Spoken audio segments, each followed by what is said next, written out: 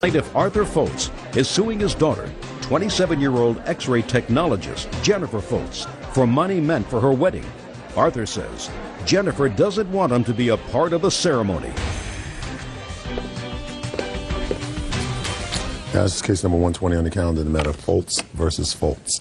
Parties have been sworn in, Judge. You may be seated. Ladies, have seats, please. How old are you? I'm 27. You have brothers and sisters? I have a younger sister. How old is she? She's 26. And how long ago did your parents divorce? I was about 3 or 4 years old. Mr. Foltz, this is your daughter. Yes, ma'am. And your complaint is that you gave your daughter $3,000 for her wedding. Yes, ma'am. And because of circumstances, you decided not to go to the wedding, and you want that money back. Yes, ma'am. And your daughter said that this $3,000 was an unconditional gift, and she's already spent it on deposits, etc., for the wedding. When is the wedding scheduled? May of next year. Now, how many children do you have, Mr. Foltz? 2 children, 2 stepchildren. And how long have you been married to your second wife? 15 years. And how old are those children?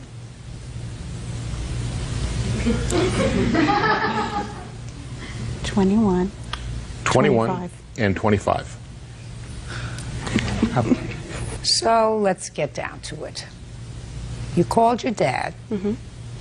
You told him you were planning a wedding. Mm-hmm.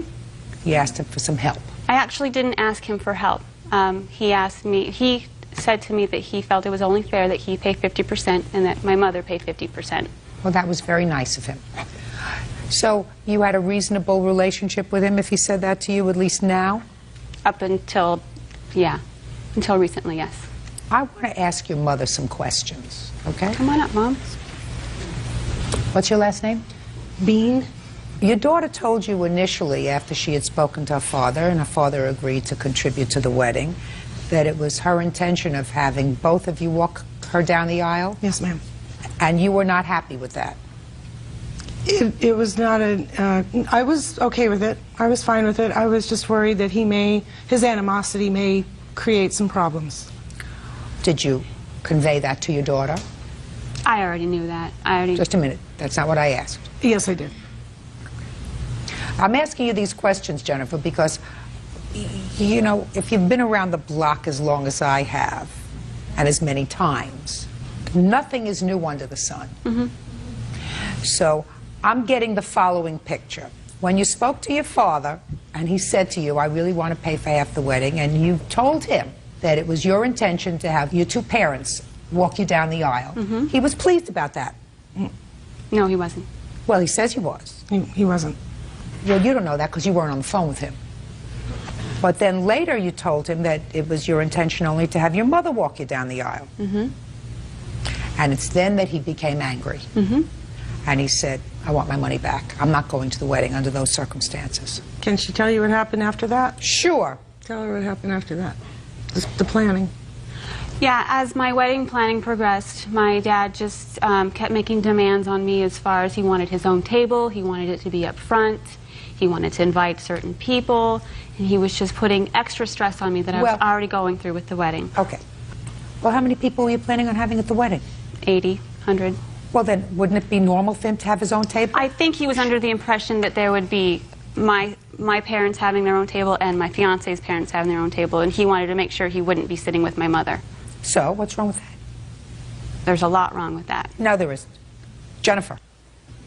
There's not a lot wrong with that. If you had 2 parents who really got along beautifully with each other and they had this lovely relationship that had developed over the years despite the fact that they were not together, then there wouldn't have been anything untoward about them sharing a table.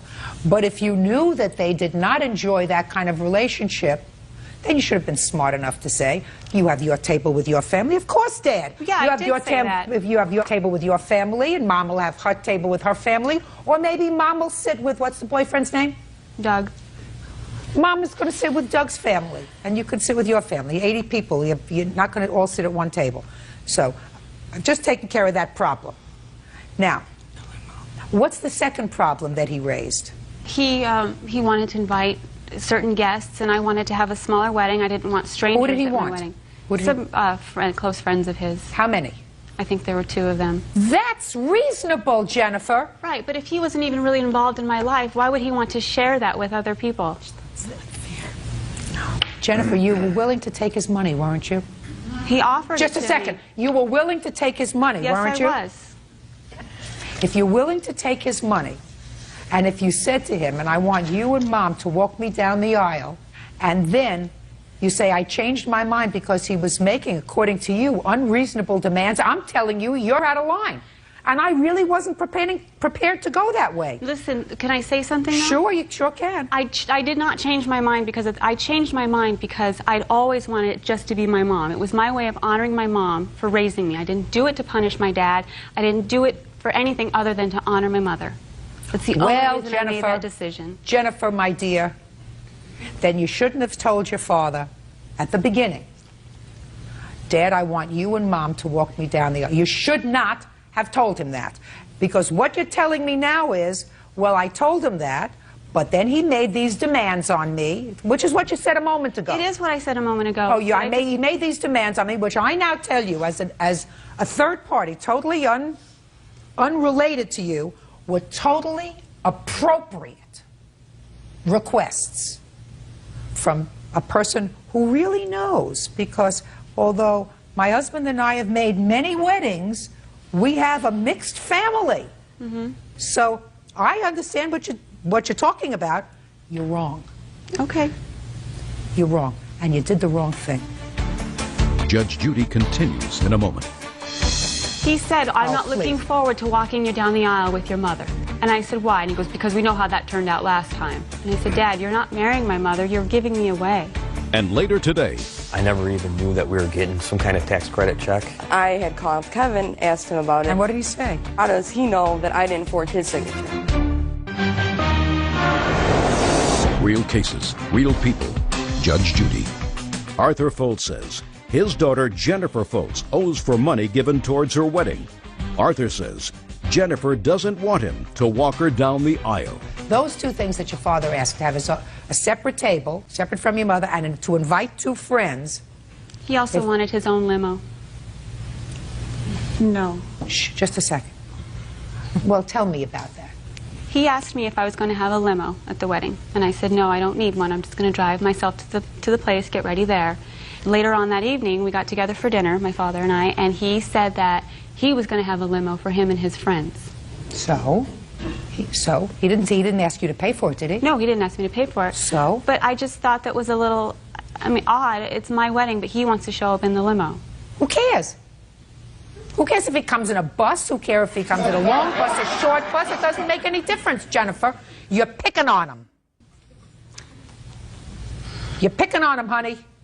Life's too short. It just bothers me that I didn't have much of a relationship with him when I was a child, and now he's trying to overtake the wedding and be a bigger part of the wedding than I feel he should be. Jennifer, you're being a big baby. I'm not being a big baby. Yeah, you're being a big baby. And if you have bad feelings about your dad because he wasn't there for you when you were growing up, lots of children of divorce feel that way about their parents, especially when their parents remarry and have second family, right? That they're involved with, that live with them. Their kids feel as if I didn't have the benefit of really a full-time or even a part-time great parent. It's never too late. I don't feel as if it's too late. Well, you shouldn't feel as if it's too late. And it's a shame if your father doesn't go to the wedding. It's a shame if you have a wedding that doesn't include your father and his wife and your mother. Are you remarried? No. And whoever she wants to bring, if she wants to bring anybody, and everybody else who's part of your life. It's a shame that you don't have that moment. You will, listen to me, you will always regret it. Because, you know why, Jennifer? You'll always look at that book of pictures and there'll be a bad feeling that he wasn't there. You know what, though? When I told him that I wanted just my mom to walk him down the aisle, he said to me that I want nothing to do with your wedding. He took himself out of the wedding. I can understand he's hurt. I'm sure he's hurt. But if he doesn't go to my wedding, it's on his terms, not mine. No, Jennifer, you're wrong. You're being young. You're being young. I disagree with him if what he chooses to do is to not go to the wedding. But I'm telling you, you're not a baby. You're a big girl. I am a big girl. And your mother should be a big person. And your mother should say, Usually, if one parent walks a child down the aisle, it's usually their father, not their mother, unless their father's dead. And in this case, if you want to be a big person, and you want to be a big person, you say, for that 30 seconds that it takes to walk down the aisle, let's walk our daughter, our firstborn, down the aisle together and give her away, and then there'll be a picture of her family at her wedding. Because, you know, what can happen is 10 years from now, when you and Doug have 2 kids, and you and your father have hopefully reconciled, your children will say to you, "Where's Poppy's picture at your wedding?" And if you have not reconciled, then what you're doing is you're depriving your children of the widest possible community of love and affection. I wouldn't be the one that would deprive them of that, though. He would be the one that would not make the effort. Real cases, real people. Judge Judy. Arthur Foltz says his daughter Jennifer Foltz owes for money given towards her wedding. Arthur says Jennifer doesn't want him to walk her down the aisle. Jennifer, you hurt him. I know. You I hurt him. understand that. You hurt him. He's supposed to be bigger than that. Your mother is supposed to be bigger than that. I didn't do a thing. Well, you did, Miss Bean. Yeah, exactly. You did, because you said to your daughter, and you acknowledged that you said to your daughter, I hope he can get over certain things, and I hope he's not going to be hostile. And In response to his hostility when What? she told him that we were going to do it together. Madam, I'm talking about before you got there. Before you got to the point where she said, I changed my mind, Dad, only Mom is walking me down the aisle. Then he got hostile. He was Fine. hostile before I changed my He mind. was hostile from the beginning. He said, I'm Oh, not looking please. forward to walking you down the aisle with your mother. And I said, why? And he goes, because we know how that turned out last time. And I said, Dad, you're not marrying my mother, you're giving me away. Is that true, sir? No, ma'am.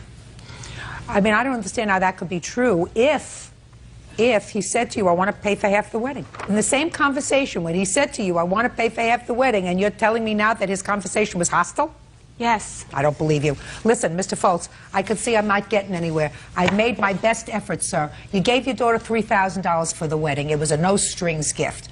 I hope you go to the wedding. And Jennifer, I think if you want to grow up to be a big person and your mother wants to be the loving mother that she is, you will decide that it's the right thing that both your parents walk you down the aisle. You still have plenty of time to do that and to make up so that you don't end up looking at that wedding album 20 years from now and saying it was really a sad day. Mr. Foltz? Your Honor. Say nothing. Say nothing. You made your daughter a $3,000 contribution towards her wedding. I hope she does the right thing with it. That's I do all. have things Case to say, over. Your Honor. Parties are excused. You may step out. I think we're still both very hurt and angry, and I think that neither one of us really wants to take the step towards mending our relationship. 25 years ago, I tried to make amends to my ex-husband for the trouble that I caused in our divorce. Her statement that I didn't raise her, and that's, you know, it's very hurtful to me. 25 years is a long time to hold a grudge.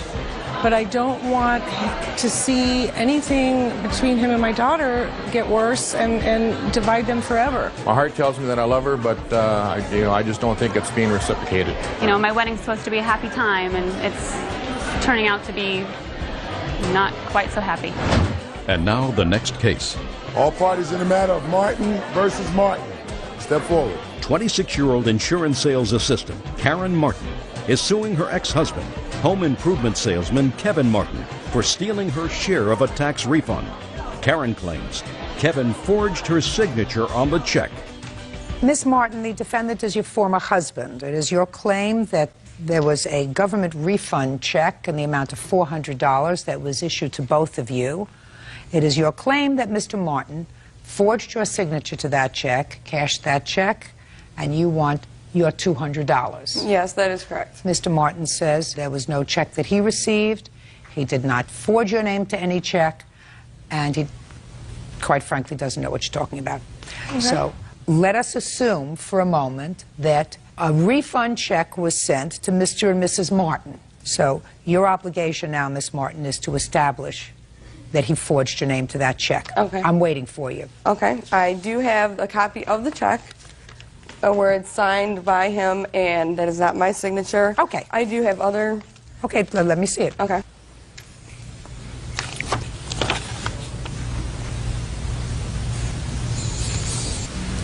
Mr. Martin, the Family Service Center, you familiar with that institution? Yes, I am. Tell me about that institution, sir. It's a credit union that we had, as we were married, had an account there. Are you trying to tell me, clearly this check was sent to the two of you, and clearly it was endorsed by two people. I never knew anything about the check. I never even knew that we were getting some kind of tax credit check. How did you find out about the check, Miss Martin? My cousin had received hers, and she had asked me if I got anything on it, and These were the checks that were $400 that were issued to families by President Bush, is that right? Yes. Oh. Yes. It was $400 per child, and she had received hers and asked me if I received mine, and I said, no, I didn't. And I had called Kevin, asked him about it. And what did he say? He said, he had still said, I have no idea what you're talking about. How do you, actually he said, how do you know that or how does he know that I didn't forge his signature? So, Mr. Martin, what I'm asking you is that the conversation you had? How do I know you didn't forge my signature? Right? Yes. Okay. So this is the answer. The answer is you weren't calling her to complain that you didn't get your $200, right? I never knew. Now listen to me. Okay. You weren't calling her, Mr. Martin, to complain that you didn't get your $200. No. Because according to you, you didn't know about it. So why would she call you to complain? Listen to me. Call you to complain. If she had forged your signature to the check so that she got the entire $400 and you weren't calling her to complain about it, you get my drift, sir? I understand what you're saying. Old story. If it doesn't make sense, it's usually not true. And if it walks like a duck and talks like a duck and quacks like a duck, it's a duck. So somebody from your credit union cashed this... I'm speaking! Somebody from your credit union cashed this check with a signature that I have compared with the signature on your answer and with a signature that I have compared with the signature on Miss Martin's complaint. And while that's not necessarily dispositive of who forged whose signature, the signature on this check, your signature on this check, is eerily similar to your signature on the answer. While her signature on the check is no way similar to her signature on her complaint. So I put those facts together, and you know what I came up with? Judgment for the plaintiff in the amount of $200. That's all. Step out. Parties are excused and they step out. That's case number 176 on the calendar in the matter of Gifford versus Ward. Parties have been sworn in. You may be seated. Folks, have a seat, please. Mr. Gifford, the defendant is your daughter. Correct. And it is your claim that you made a loan to her. The loan was to pay off certain fines that she had, criminal fines, driving while under the influence of alcohol. Correct, yes. And she hasn't paid you back. No, she has not. Your daughter says that you volunteered to pay these fines for her, that at the time you paid the fines, you knew she was unable to pay you back, and there was never any agreement to reimburse you for the money that you spent for the fines. And that the real reason that you are here is because of a complaint that she filed against you with Child Protective Services, which resulted in you no longer having visitation with her child. Correct. Who is this? My wife, ex-wife. We're together still. This is your wife, your ex-wife? Ex-wife, and we're still together, Your Honor. Still together? Yes. Just my own curiosity. Why are you still together if it's your ex-wife? Oh, her father passed away, and then I was one of the pallbearers, and at that point in time, we... sort of got back together again? Yes, ma'am. How long have you been married? We were married for 7 years. And how long have you been divorced? A little over 2, and we've been back together now for another year. Okay. Good. Who is this? This is my boyfriend, Henry. Is Henry the father of your child? No, he is not. Before we get into this, tell me about your child. You have one child, a boy? Yes. How old is he? 7. Who does he live with? With his father. How long has he lived with his father? He's lived with his father since October. His father had full custody? It's joint custody. He lives with his father? Well, yeah, he has full custody of him. But he has full custody yes. of him. Do you visit with him? Yes. Supervised or unsupervised? Unsupervised. When were you given unsupervised visitation? The last court appearance in June. Prior to June, you had supervised visits. Correct. And who supervised the visits? My father was supervising the visits. So that your son had visitation with his grandfather and you were permitted to see him at your father's house? Yes. Is your problem alcohol, drug addiction, a combination thereof, individual? What's the problem? Yes, it was a combination of both. And how long has your son been living full-time with his father? Since October. Prior to that, were you living together with his father? No. We weren't together since I was pregnant. 7 years now we haven't been together. Prior to October, you had full custody of him? Yes. Was he ever in foster care? No. Was he ever removed from your home? No. Did your father ever have custody of him? No. Okay. All right, Mr. Gifford, tell me about this loan. Okay, this loan was regarding a DUI that she had back in 2000. She had a passenger in the car. She was under the influence of narcotics and alcohol. She hit a tree. CHP was dispatched. She went to jail. She called me up, and I said, best thing for her to do is stay in jail. She'll be arraigned, because I feel that 2 punishments should be served. Then at that long period of time, she was still involved with methamphetamines. Children were in and out of homes. We were paying Which children? That's just... both Michael and Brittany. I thought there was only one. No. Where is your daughter? With me. How old is Brittany? 4. And she's always been with you? I just got her back recently. From where? From her grandma, my ex-mother-in-law. How long had she had custody? She doesn't have custody. 9 months. How long had she had custody? She lived there since October, too. Through CPS. No, it was voluntarily. Okay. So there were these fines dating back to 2002. Correct. Go ahead. When she was going through detox and an outreach program. When was that? That was in October. She was checked in. She was released to us in basically December, because they did not offer the counseling or some of the amenities that were ordered by the courts. So they released her to myself and Sherry. At that point in time, I got her through counseling through the state where I work. Got her set up so I would be able to take her to and from her toxicology test and provide what she needed through the courts, and also supervise visitations. That way both the brother and sister were able to see each other at that point in time, because they were separated, and she would be able to spend time with her children. Okay. Now get to the loan. She approached me in November. She goes, Dad, I have a DUI that I have never paid on since 2000. Could you help me get my driver's license back and get back on my feet? I said, I expect to be paid back. So I went ahead, I paid them off. When I finally came back home, I went ahead and drafted up the exact amount she owed, stuck a payment plan together, and then she refused to pay me. That's not Now, correct. how much were the fines that you actually paid? Total amount would be $2,469. And what happened when you presented her with this loan agreement? At that point in time, she said, I will pay you back $150. She went ahead and only paid $148 in cash. When did she pay you the $148 in cash? March of 2004. And under what circumstances did she pay the $148 in March? She came up to me and she says, Dad, I know I owe you the money. I want to pay you the $150. And then I counted out and I said, Katie, this is $148. She goes, I'll try to get the rest of the money to you later when I get paid again. Okay. That's Go ahead, not Ms. correct. Ward.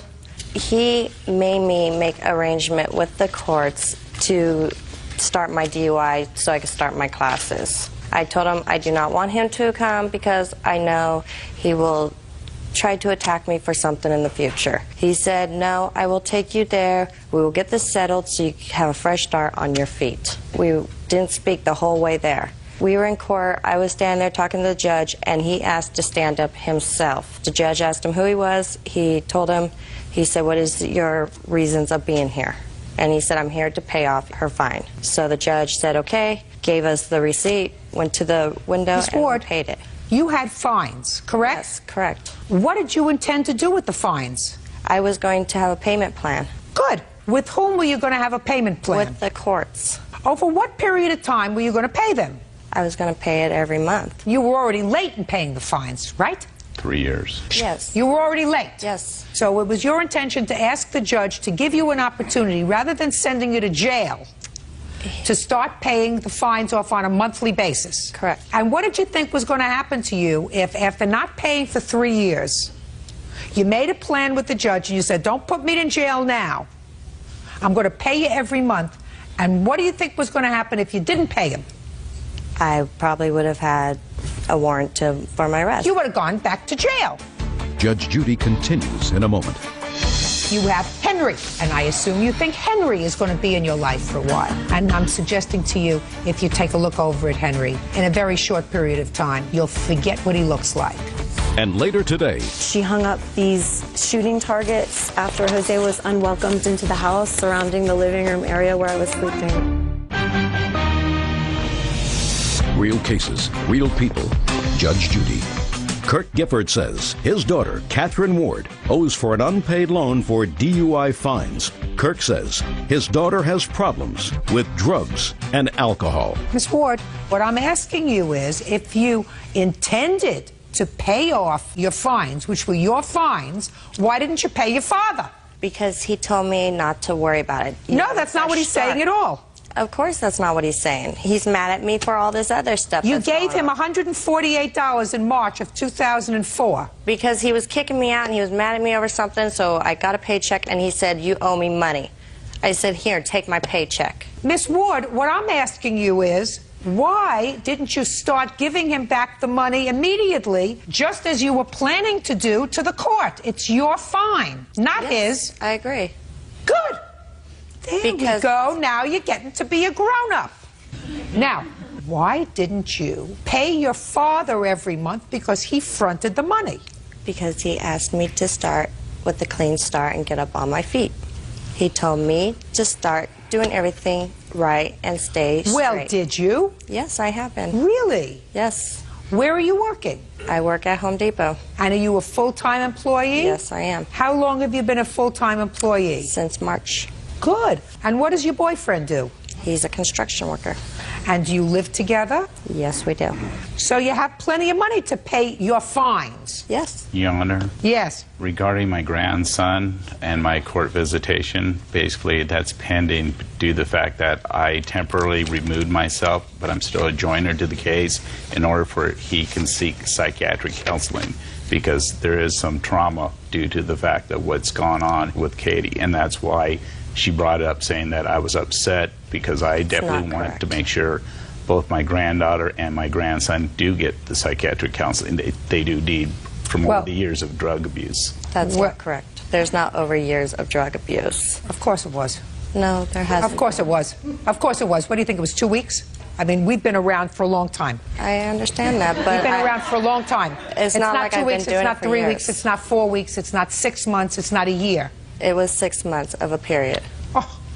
She was pregnant while she was in rehab, while she was still under the influence of methamphetamine. Listen, Miss No, Ward. that's not correct. Listen, Miss Ward, I'm glad that you seem to have gotten yourself back. Thank you. On track. That's wonderful. And you have a job. You've had a job for a while. The boyfriend. You have children? No. Why did you have to think about that? I have children, but they're not with me. That's not what I asked you, sir. Over there. Your name? My name's Henry. Henry Twilling. Miss Twilling, when I ask you if you have children, the answer is, I have children. Yes. How many children do you have? I have 4. Where do they live? They live in South Dakota with their paternal relatives. Where's their mother? I haven't seen her for many years. Why don't they live with you? I'm just getting back on my feet. From what? Long period of drug use. He has a parole officer. He was convicted and incarcerated in the penitentiary. For? For drugs. And where did the two of you meet? We met at a meeting. Mr. Gifford, you understand that the Supreme Court recently issued a ruling that I don't agree with, not surprisingly. And that ruling said that grandparents have no right to visit with their grandchildren. You're right. You're aware of that? Yes, ma'am. I think that that ruling was short-sighted because I think that sometimes you have to look on a case-by-case basis. And when you've had a grandparent that, and I don't know if that's true in your case, but when you have a grandparent who has been, let us say, a primary caretaker of children, it's unfair for a biological parent to say, well, I'm not going to let him see him anymore. because I don't get along with them. Because very often you have parents like this whose primary thought is not the overall best interests of their children, because everything is a parent. Dogs have parents, cats have parents, fish have parents, ants have parents. Just because you're a parent doesn't necessarily mean you're a good parent or a caring parent. All I can tell you is this, Miss Ward. Do your two children have the same father? No, they don't. And this man isn't the father of either of your two children? No. And I assume that when you had a baby with your son's father, you intended for him to be in your life for a while. And I assume that when you had a child with your daughter's father, that you intended for him to be in your life for a while. And now you have Henry. And I assume you think Henry is going to be in your life for a while. And I'm suggesting to you, if you take a look over at Henry, in a very short period of time, you'll forget what he looks like.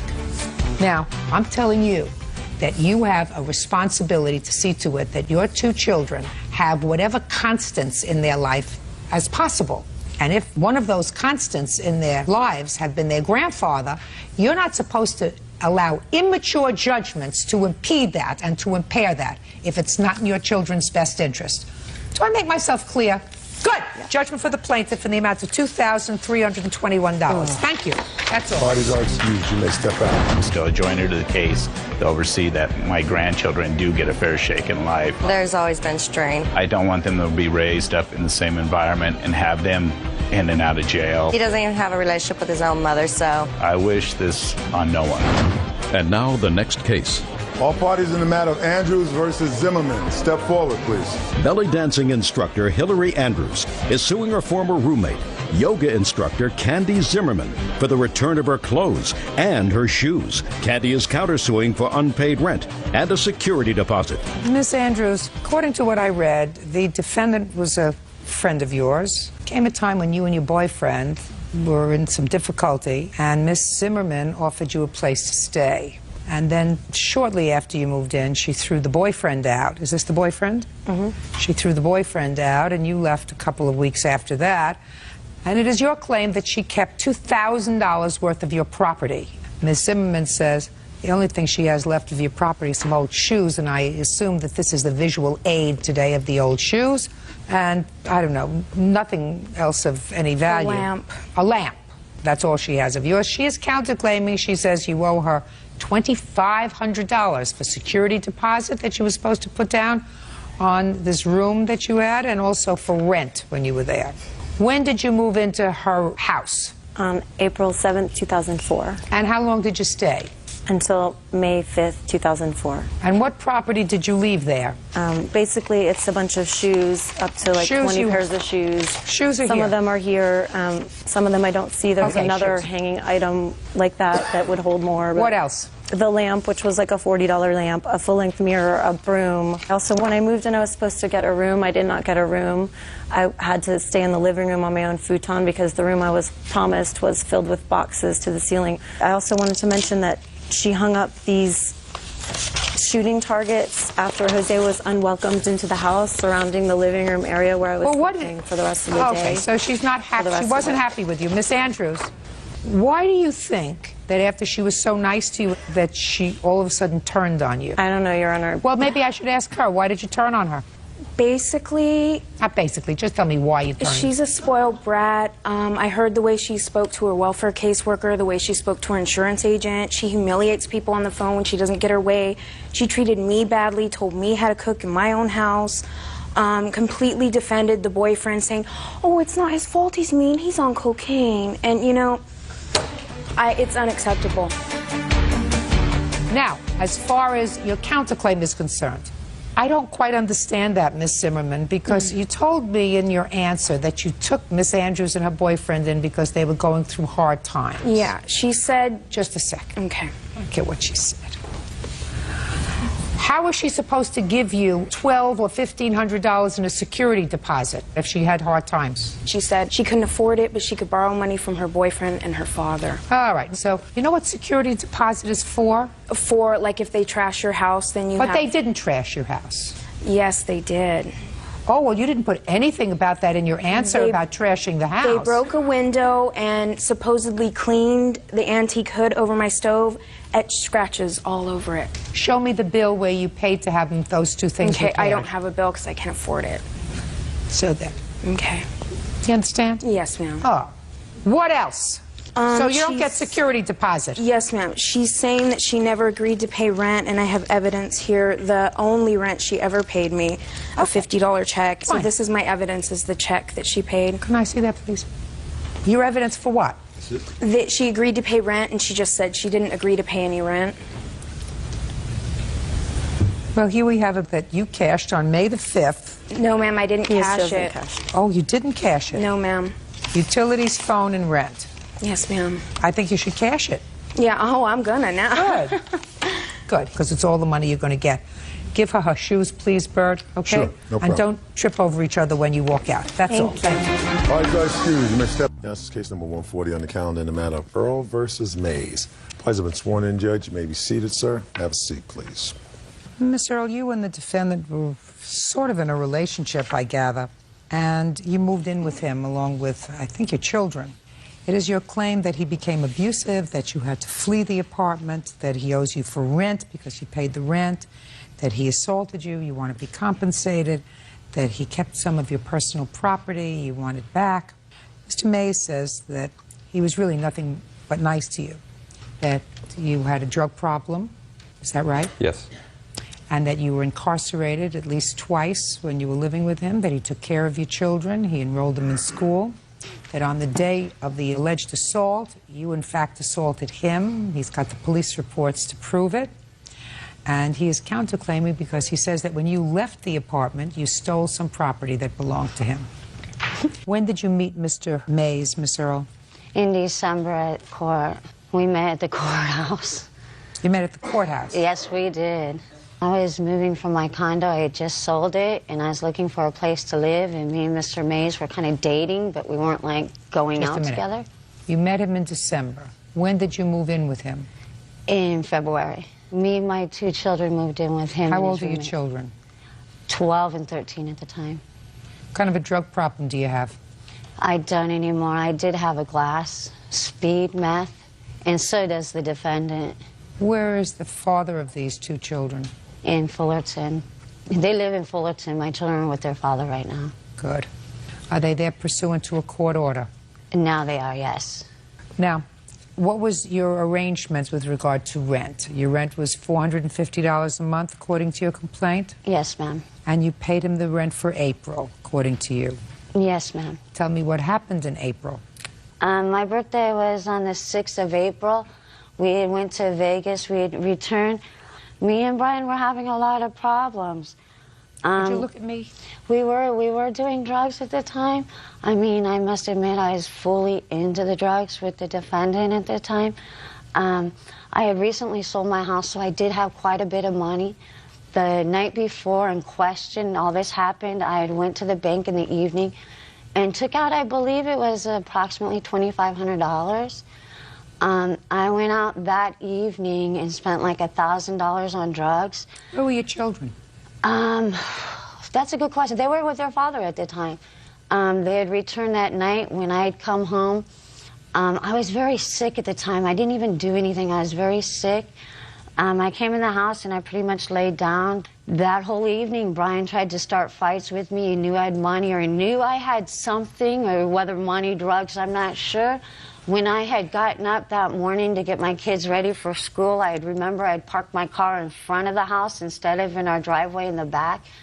And I went to go move my car and get my money. I had a lot of problems with him. I don't want to hear about all your problems. You left your money in the car? Is that what you're exactly. telling me? So when I came back in, he grabbed me by the throat, took my money. We were fighting. He held me down. If I remember right, I got a couple good punches in there because he did hold me. I mean, I think I did get it. So he grabbed the phone, dialed 911. And the bottom line is he totally beat me up. This guy is 6'2". He beat me up, took my money. Report? Yes, ma'am. Can I see the police report? Yes, ma'am.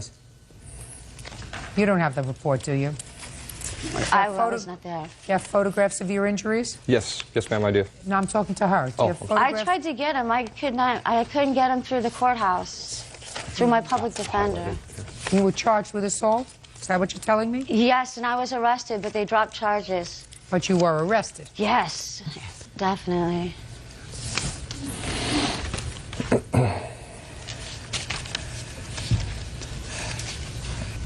Well, this is a copy of an incident that happened on April 23rd. It must be some of the other paperwork that you have there. Yeah, well, this has to do with Miss Earl assaulting a police officer on April 23rd after she attempted to get her children out of school. And there was a restraining order. You understand that there was a restraining order at that time preventing you from being within 100 yards of your children. Yes, but I did not know that at the time. Well, then you knew it. You found out. Yes, I did. All right, good. Here we go. On Tuesday, April 8th. Yes, ma'am. There we go. Well, your two sons say that they heard Mr. Mays beg you to please move your car that you had parked in the street so that he could get his car out of the driveway to go to work.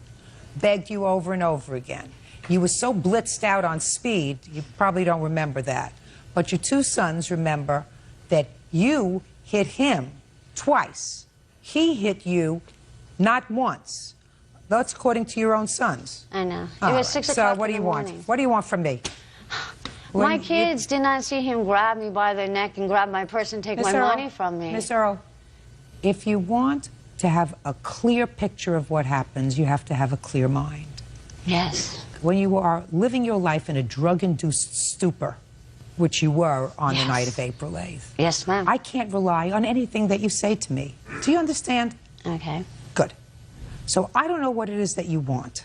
You're not going to get any money for an assault because the only thing that I have is a police report indicating that you assaulted him. That's all I have. You can't tell just by looking at this guy he can beat the crap out of me? I want to tell you something else. When somebody is spinning around the world on speed, they think they have the strength of 10 people. According to your own sons, he stood up and said to you, hit me if you have to. You hauled off and you hit him once and then you punched him again on the other side of his face. That's what your two sons said. He certainly, according to the police, has a history of domestic violence. Oh, yeah, he was arrested. He was arrested. So were you. But you were also arrested 2 weeks later in school when you made a scene and assaulted a couple of cops who went to get you away from your children's school. I was never assaulted, no cops. I'm sure you were. You want me to read what the police officers say? Please, yes. Oh, sure. I've never heard it. I'll be delighted. Officers Tucker and Harris arrested Earl for her involvement in their case. On my way to the jail, Earl began to kick the back of my seat and call me profanities, such as a She seemed irrational and very upset as she was being arrested. Okay. Want me to go on? No, but that's not... That's what you did to police officers. That's what you did to police officers. You said I assaulted a police officer. That was calling him a... That's not assaulting somebody. That's not punching somebody. My God. She told me that she had been sick all night from crashing on meth high. She went on to say that she was addicted to the drug and was coming down from being awake and under the influence of the drug for approximately 3 days. Sure.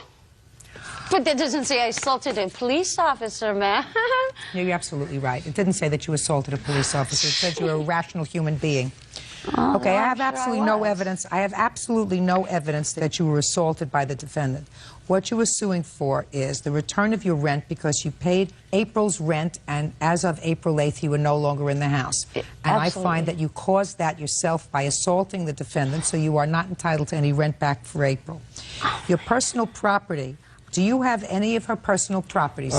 What? Is not an answer. I expect an answer for you. Yes, ma'am. All right. I left what was left out in the back, and she had come by with some friends and picked that up. There's a couple things that are left. What's left? On arrival? Judge Judy continues in a moment. Who was arrested the night of the 10th? I was. For what? Because they found some of the plaintiff's paraphernalia in my... Oh, my God.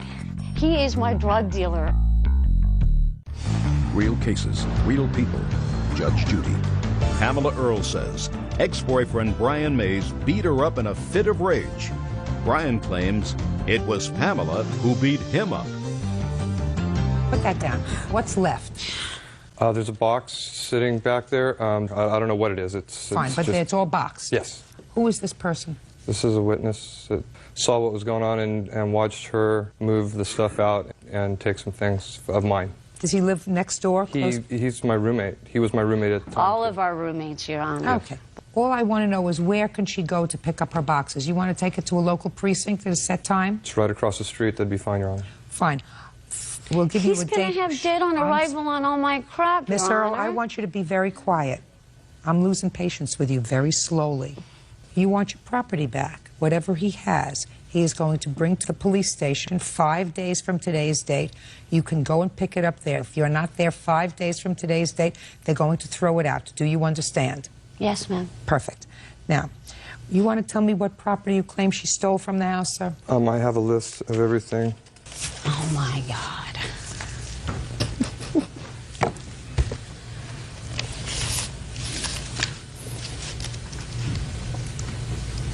What's a family lanyard?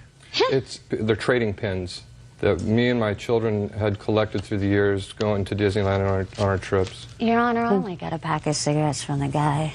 That's the only thing I took. You see, when you use drugs, you find it hard to control yourself. That's my... Do you understand? Yes, ma'am. Step up. Those are Mr. my Mays, drug have you been in a drug rehab program? Yes, I have. When was the last time you were in rehab? Early 2002. For how long? 14 months. But then you fell off the wagon, Mr. Mays. Yes, he did. No, ma'am. Oh, Yes, sure he you did. Sure you did. You know how I know that you did? How's that? Very easy. Because if you didn't, you wouldn't have taken her into your house. Because if you're in a program for 14 months and you want to stay clean, you don't pick up a drug addict in a courthouse and say, come on to my house. That's how I know. You understand each other? I was trying to help. I'm not interested in your being a knight in shining armor for this drug addict. Yes, ma'am. You may sound better. You may sound better than she does, but the drug rehab program didn't work, Mr. Mays. Did you see her take any property from the house? Look at me. Yes, Your Honor. Your name? John River. Sorry. You ever in drug rehab? Yes, Your Honor. When did you leave for the last time? 3 years ago, Your Honor. Tell me about what you saw Miss Earl take from Mr. Mays' home. She came in approximately 9 or so at night when Mr. Mays was What date? Still incarcerated. I think that was the 12th. What was he arrested for? It was part of the domestic violence. So Who was arrested the night of the 10th? I was. Yes, he was. For what? Because they found some of the plaintiff's paraphernalia in the... Oh, my God. He is my drug dealer, Your Honor. Paraphernalia. And so they took you away? Yes, they did. Go ahead. So when I came home that morning, house was in disarray. Saw a domestic violence pamphlet, so I proceeded to call the police station. Found out that Mr. Mays was incarcerated. About 4 o'clock in the afternoon, her boys showed up. I allowed them to take their property, their bikes, their father. About 9 o'clock at night, she showed up, and I let her take what I thought was hers. There was a brown folder that I believe had stamps in it. The Disney pins that were around the necklace, I did see those. You did? Yes. Where did you see those? They were hanging in the kid's room. Did you have children living with you? No, I do not. What's a Gerber knife? It's just a utility knife like a... What's a green bottle? It's something that we picked up when we were in Vegas. Mr. Mays. Yes, ma'am. This is nonsense. This is nonsense, Mr. Mays. We're not talking about anything. We're talking about a Smith & Wesson knife. That was given to me by my brother in 1981. It was inscribed at Christmas. And, So what do you want from me? You think she still has it? If she took it, you think she still has it? You think she knows where it is? You think she knows where it is? Mr. Mays, you should have been smart enough after being out of rehab for a few months and having been there 14 months not to pick somebody up who was a drug addict in a courthouse and bring him into your home. That was pretty dumb. You're lucky that all she took were a couple of pairs of sunglasses and a couple of kitchen knives. That's all. Your counterclaim is dismissed. As far as your claim is concerned, Ms. Earl, Yes, I have absolutely no proof that he assaulted you. I have absolutely no proof that he owes you any rent. You chose to leave that day. You fled. You were high on drugs. You acknowledged that you took out $2,500 from the bank to go out and buy $1,000 worth of drugs, leaving your children home unsupervised because, according to you, they came home at some point that evening and you were dead to the world. I have absolutely no sympathy for you. All I can suggest to you is you have a responsibility. If you make 2 children, you're supposed to be a reasonable parent. Stop worrying about the past. Stop worrying about a couple of dollars that you paid and didn't use in rent. Start worrying about being a reasonable parent. And you, sir? Ma'am, The fact even though that he witnessed her take the stuff, it's not. Oh, no, he didn't. Listen to me. He said he saw her take a folder that he assumed had stamps in it. That's what he said.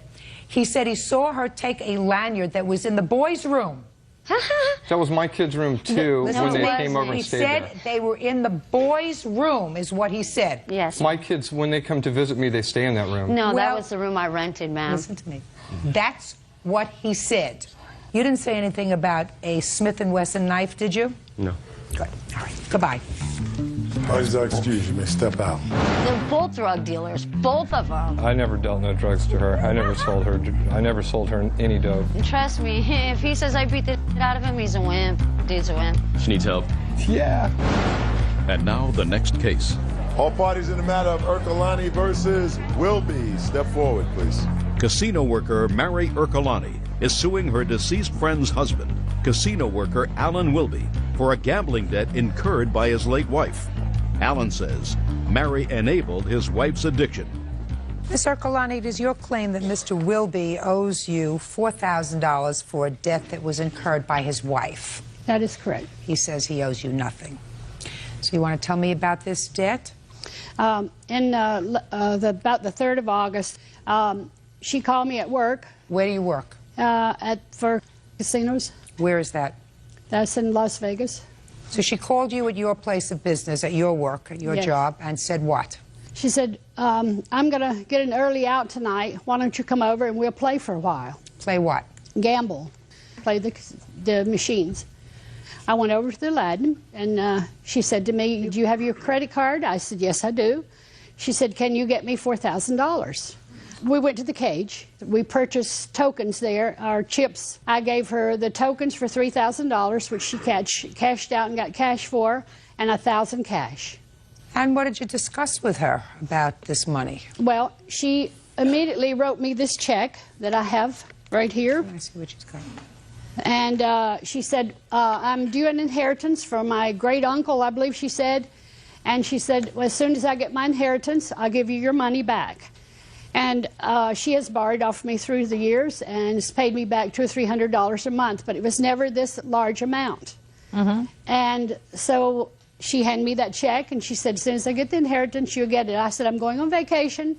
I need my money back before going on vacation in October. My family are coming, and I got to have this credit available for my vacation. She said, oh, you'll have it back.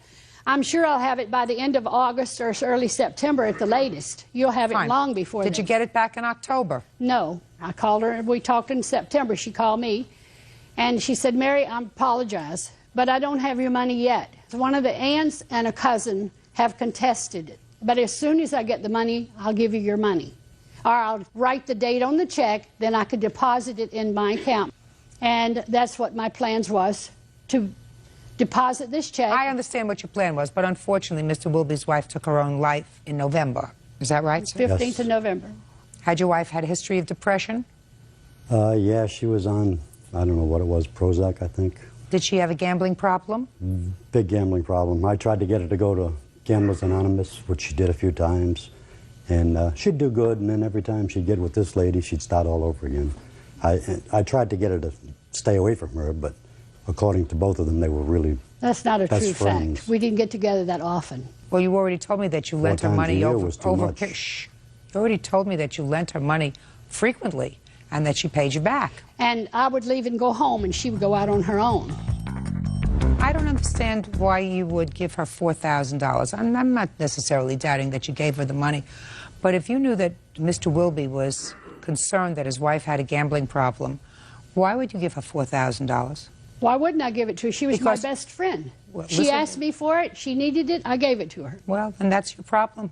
I just asked you a question. You didn't answer the question. I said, why would you contribute to her gambling problem? Because I'm a gambler also, ma'am. Well, then you deal with the $4,000. Case is dismissed. That's all. Parties are excused. You may step out. This is case number 114 on the calendar, the matter of Swank versus Nagy. Parties have been sworn in, Judge. You may be seated. Miss Swank, you have a horse that probably had an accident or had some sort of surgery and only has 3 legs. Tell me how that happened. She broke her leg, and they tried to fix it twice, and they couldn't repair the break. So I had a choice of either putting her down or having the leg removed, and I chose to have the leg removed. How did she break the leg? Just running around in the arena. You have a picture of this horse? Yes, I do. I'd like to see it.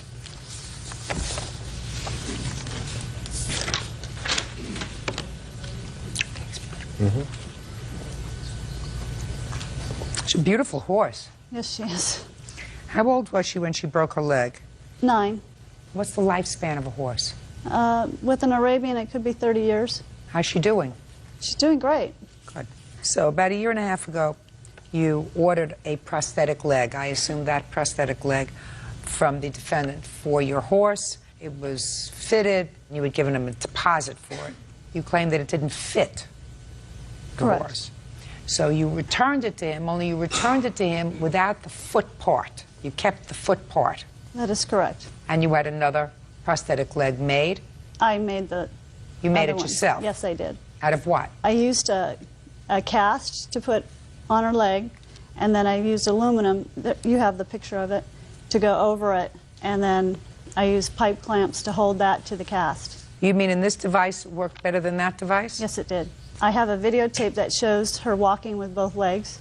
She's actually running with the leg that I made her, and she could barely walk with the leg that he made her. Did you tell him about it? Yes, I did. The problem was the leg didn't fit, and I sent it, the vet sent it back to him to be refitted, and when they sent it back to him to be refitted, he sent it back to the vet and then told the vet not to release it to me till I paid the remainder. We had an agreement that I had 30 days to pay the remainder. Also, we had an agreement that he was going to send me a contract stating that he would refit that leg for the remainder of the horse's life. Only thing he sent Why me, did you keep the foot? I used the foot to put on the bottom of the leg that I made. And you can't do that.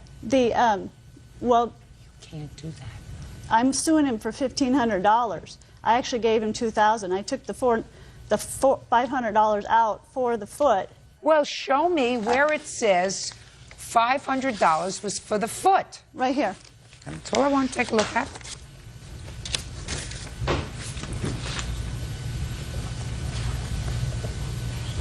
Mr. Nagy, did she ever sign this contract? I see that here there is an informed consent for use of a prosthetic device. And her copy, although originally signed, she crossed it out, December of 2001. Did she ever sign this document and send it back to you? No, Your Honor. Do you have any sort of contract with her at all? Judge, this was a verbal contract through the hospital, through the surgeon that I was working with at the time. The contract, we have the price for the prosthetic leg. There was to be a $2,000 deposit to build the leg, which is standard in the industry. We shipped the leg down for an initial fitting. It's quite common for a prosthetic to take several fittings for a human or a horse. Right. The leg was sent back for adjustment, and in 48 hours that it took us to make the adjustment, Ms. Swank removed her horse from the hospital and never left anything but a post office box for a forwarding address. Why did you do that? I didn't know they were going to take the leg off, and they made me drive home and get my temporary leg and bring it back so that I could take the horse home. Well, the horse had gone home. She was ready to go home the day after she had her amputation. Why didn't you allow this refitted leg to be refitted and pay him the balance? Well, for one thing, the vet wouldn't let me have the leg or refit the leg. He wouldn't even try it on until I paid the balance. Mr. Nagy gave me 30 days to pay the balance. That doesn't say that here. No, that was our verbal, and that's what I was waiting for. I wanted him to send me a contract. Did you have a verbal agreement that she didn't have to pay for the leg? I believe I did say that I would give her 30 days to pay the balance. The problem arose when Ms. Swank removed the horse from the hospital owing a balance for veterinary services. My veterinary bills were paid, Your Honor. I paid $20,000 in vet bills, and they were paid. And you say that she had not paid the vet? No, she hasn't. I have a statement from the veterinarian right here. It's actually just a spreadsheet, but it... Well, let me take a look at it. It's very easy to call the vet. I have to.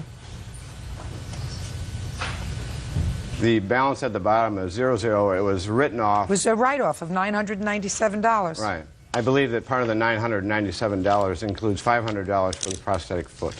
So that was not paid? Yes, Your Honor. Okay. Ms. Swank, you owed the vet money. You took your horse out owing the vet money. You have to pay the money. You did not.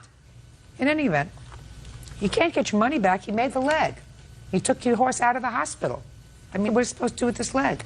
The horse was released You took the horse, it's not released, you took the horse out. What you do is then you get in touch with this gentleman and you say, I want to make arrangements with you to have this leg fitted.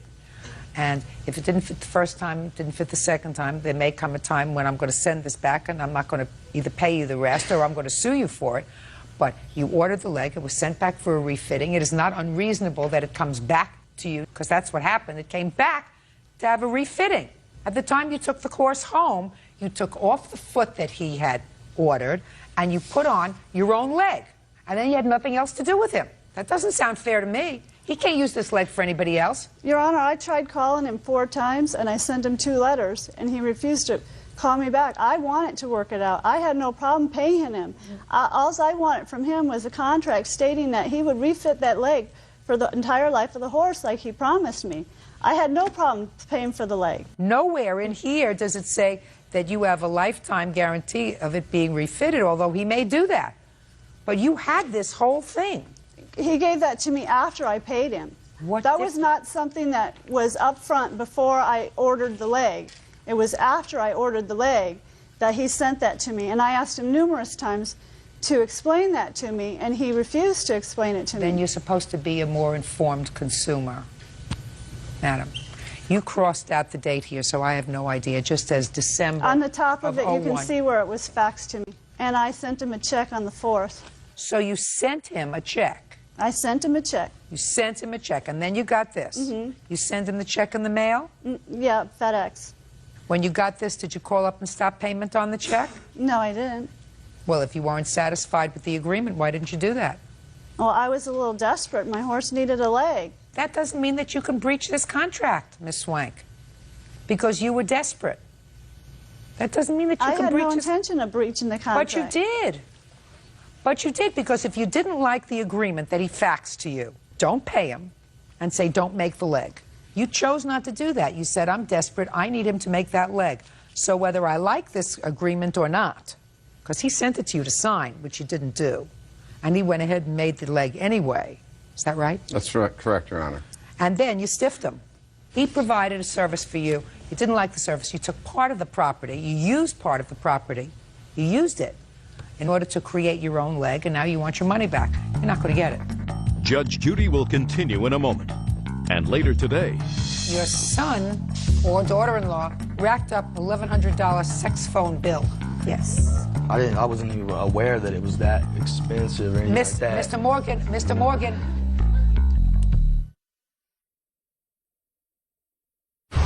real cases, real people. Judge Judy. Michelle Swank says orthopedic farrier Brian Nagy owes her a refund for a prosthetic leg for her horse. Michelle says the one she made worked better. Now, Mr. Nagy, my question to you, sir, is I understand that you have a counterclaim for the balance due on this leg. Yes, Your Honor. But for the fact that Ms. Swank had sued you for a return of her money, would you have counterclaimed? I turned it over to collection agency, which is more my standard operating procedures. When did you do that? It was just a few months ago, actually, 4 months ago, something like that. Well, it's sort of interesting. You don't have a written contract with her, do you? No, this was all being done in good faith with a verbal contract, and if the leg is paid for, the fitting it's still good. I mean, this leg will be adjusted until it fits her horse perfectly. If it doesn't right now, if she takes it home and it doesn't fit, She doesn't want it. She has made a makeshift leg using the foot that you provided to her. Well, that's what I understand. Mm-hmm. She's not going to pay you the balance, sir. Well, it doesn't seem like it, Judge. No. But you certainly don't owe her any money. I think that she had a responsibility, and I think that what happened was she had made a decision to save her horse, which was a wonderful thing. She was in the moment. She was stressed, and she needed it. What? And despite the fact that she didn't get something that she wanted 100% in a contract, which was that you were going to take care of this forever, she still let you go ahead with making the leg, which you did, and she took a piece of your work product and she used it to create another device for her horse. Yes, Your Honor. She didn't do the right thing, and she's not going to get any money back. I didn't think so. Your case is dismissed. I hope you do well with collections. All right, thank you very much. Thank you. What is our excuse? You may step out. technology has progressed since this leg was built. Since this, I have found that the leg is inappropriate for a horse. It's still perfectly fine for any horse. I found on the internet another leg that really works well for horses. When you're building something like a prosthetic leg, I get the whole payment up front. I guess I'm out of leg. And now the next case. All parties in the matter of Morgan versus Morgan, step forward, please. Special ed teacher Debbie Morgan is suing her son, 25-year-old Jason Morgan, and his wife, 23-year-old Melissa, for the return of her property and for running up $1,100 in porn website charges. Mrs. Morgan, the defendant is your son, and this is his wife. Yes. And according to what I've read in the complaint, they needed a place to live. You told them that they could move in with you in your home. After a short period of time, they had the run of the house, and you decided to live elsewhere. And you had an arrangement with them that they were going to pay the mortgage on the house and take care of utilities on the house. Right. Your problem is, and what your lawsuit suggests, is that they didn't do what they were supposed to do. Right. You evicted them, and when they left, they took all of your property. In addition to that, your son or daughter-in-law racked up $1,100 sex phone bill. Yes. Mr. Morgan. Yes, ma'am. Let's deal with the telephone first, because that's the easiest one, sir. Yeah, that's, I wasn't even aware that it was that expensive or anything like that. Mr. Morgan. No, it was some stuff on the internet. Is that your bill? Yes, ma'am. See how easy that is? Yeah. How much was the bill, Mrs. Morgan? It's $1,100. Let me take a look at it. I had to charge the money, Your Honor, to pay the $581 because the lady threatened me, saying that she would tell the school district that I was on porn sites. I don't have a computer. I've never been on porn sites. I was in fear that I would lose my job, so I paid him. Melissa. Yes. I'm going to talk to you because I think maybe you're a little more together than your husband. Was he drinking this morning? No, my All husband doesn't drink. Good. So then he should be all together, right, Melissa? Yes. Perfect. Now, let's talk about what happened when you caused your son and his wife to be evicted, Mrs. Morgan. Tell me what happened. After the phone calls and whatever, they told me they would pay so much a month. They weren't able to. They didn't. That was fine. No. Sir, listen to me. If you are not currently on any mind-altering substance, what I want you to do is understand where you are. You're in a courtroom. It's my courtroom. One person talks, everybody else is quiet. When I speak, everybody is quiet. She has her turn, then you have your turn. Do we understand each other? Yes. Perfect. Go ahead. Jason told me that he opened up a house payment and that I was late. I was like 2 weeks late on the house payment, which I was, because I had paid. She was 3 months late. Oh, never, never. Shh. Melissa. Sorry. You hear what I said to him? Goes for you. Go ahead.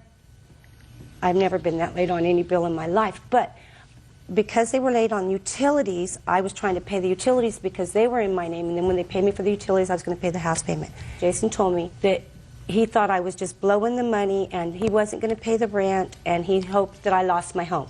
Was he paying you the money and you were paying the mortgage? Right. I see. Right. What's the mortgage payment? $506 almost.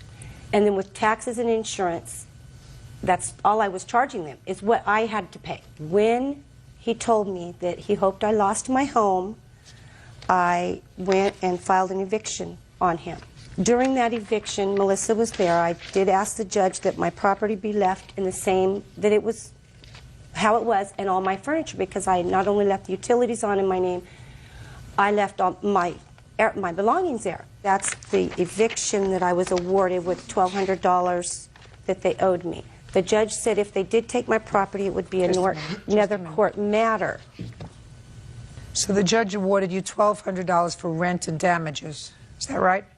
Just for rent and court costs? No. Oh, well, Rent I didn't see where it said and damages. $20 for court costs. Okay. Rent and damages were $1,200. $20 for court costs. Okay. Now I'll hear you, sir. All right, well, like she said, at the beginning, she was staying there with us, but we didn't run her out of the house. She left the home. She left the home because her and my father were in the middle of a divorce, and I was put in the middle of protecting her from him. This wasn't me pushing her out. We took over her bills so that she could get an apartment because she was in fear for her own personal safety. It wasn't like she stipulated in her little, things she wrote to you or whatever. That's not the truth. After I moved all of her furniture for her to her new apartment and went and helped her get it on there and arrange it for her and everything, she had told me, you guys can just have that stuff. But that was whenever she was on her bingo high or whatever. She's broke now. She wants all of her Morgan, stuff back. let me ask you these following questions. Yes, Your ma'am. mother moved into an apartment. How large an apartment did she move into? 1 bedroom, I believe. And what Did did I she finish? use to furnish the one-bedroom apartment? She bought all new furniture. Is that correct? I kept my bedroom set. I Did you- bought some new furniture, not all new. Okay. But your apartment was fully furnished? Yes. Did you sign a lease in that apartment? No, it's a month-to-month tenancy. Where do you live now? In the apartment. So you're still there? Mm-hmm. Who lives in the house? My little sister. Right now, my daughter lives in the house. I'm trying to help her the same I helped you, Jason. Okay. And how old is your daughter? You helped me a 21. lot. Hi, Jason. You would still be there, Jason. What? Miss Morgan, you may be annoyed with your son, but I want to tell you something. This lawsuit doesn't have a ring of truth to it to me. All of if you that. moved, Okay. listen, even with your big mouth, you seem to be ahead of the game, so why don't you close it? To help your children, and you're moving into a one-bedroom apartment. You're not living in your house anymore, and you got a lot of old furniture. You might say to him, look, I'm moving into an apartment. I'm going to get some old stuff, but as soon as you're finished with it, I want it back. I did. Listen to me carefully. I don't believe it. I don't believe you. I think you started a new life in a new apartment. You went out and bought some new furniture. You took your bedroom set, your son and his wife, and I don't know, you have a couple of kids? Yes. And you're expecting another one? Yes. You said to them, take the house, just make sure that you make the mortgage payment. You had a fight about something. I don't believe that there was ever any arrangement that they were going to return the furniture to you. I don't believe that at all. That's not a point. You owe your mother $1,125 for your sex phone calls. Do you understand that? Yes, ma'am. Judgment for the plaintiff for the amount of $1,125. The action for the furniture return is dismissed. That's all. Parties are excused. You may step. Now, this is case number 60 on the calendar in the matter of Smooth versus Mora. Parties have been sworn in, Judge. You may be seated, sir. Have a seat. Mr. Smooth, Miss Moore is your former girlfriend. You had a big fight. You threw each other's property in the mud, and then you claim she hit you in the face and assaulted you, and you're suing her for that assault. Yeah, for the punitive damages. And punitive damages. Yeah. Going to get to that in a minute. Yes, ma'am. How long was she your girlfriend? Around 8 months. And when did she stop being your girlfriend? January 26th. Is that the date of this incident? Yes, ma'am. Well, we were never actually together, but we were dating. What does that mean? It means that we hadn't committed to one another as far as, are you going to be my girlfriend? Yes. Are you going to be my boyfriend? Yes. We didn't do any of that. We were just dating, going out, spending time with each other. You weren't intimate or anything? Yes, we were. But It was a lot deeper than that. He's downplaying it a little bit. Well, for you, maybe. Not for him. Listen. Okay. I just trying to get the vernacular of what's au courant. Yeah. You know, Yes, ma'am. you were just dating, no commitment, but that doesn't mean that you're not intimate, because that's like just going out for a pizza. No. No, ma'am. All right. What was this argument about on the 26th of January? Well, the morning of the argument, she had took my cell phone and went through the numbers and started contacting people on my cell phone. The mornings, does that mean you spent the night together? Yes, Where? at my house. She slept over at your house, and I assume she occupied the same room. Yes, ma'am. So while you were showering or something, she grabs your cell phone Yes, ma'am. and started going through the numbers. Yes. Sounds right to me. And what'd she find? She came across the numbers of some friends of mine, and she... Female friends? Yes, ma'am. Mm-hmm. And she contacted them. And I guess when she spoke to them, she didn't hear what she wanted to hear, so she got angry at me. Why is it that I don't have a whole bunch of sympathy for him so far? I'm with you. You don't have sympathy from Bert either. Then you know what that means? That means so far you're in trouble. Okay. But continue. Maybe you'll get there. Well, you look like a nice enough young man. Yes, I am. I'm sure you are. After that, she took my cell phone and she refused to give it back to me. So she went outside to warm up her truck because she was going to leave. And at that time, I went outside to talk to her about getting my cell phone back, and she wouldn't give it to me. So I reached in her truck and I took the keys out the ignition. And I have a daughter, so I need to go pick my daughter up from the babysitter. So I left with the keys of her truck with me to go pick up my daughter. When I returned home, I had about 3 outfits that she bought me in the mud in front of my house, and she was gone. Miss Moore, did you take his clothes and throw them in the mud? Yes, ma'am, but they were all clothes that I purchased for him. Listen to me, Miss Moore, that doesn't make any difference. You made him a gift, bought him clothes, he had a little fit, you took his clothes and you threw them in the mud. So what did you do? So when I returned home and she's gone, I proceeded to take her truck that I had the keys to and move it around to the back of the house. So when she came back, she couldn't see her truck. She wanted to know what had happened to it. And I said, when you give me my phone, I will give you your truck. My brother arranged a swap of the keys and the phone, and she would leave the property. Got the keys, showed her where the truck was. She walked around the back to get her truck, and I went in the house and got her purse. And on the way outside, I slung her purse in the mud. And what did she do when you threw her purse in the mud? She attacked me. How did she attack you? She attacked me with arms flaring and no control. Do you have any photographs of your Yes, injuries? ma'am. I'd like to see them, please.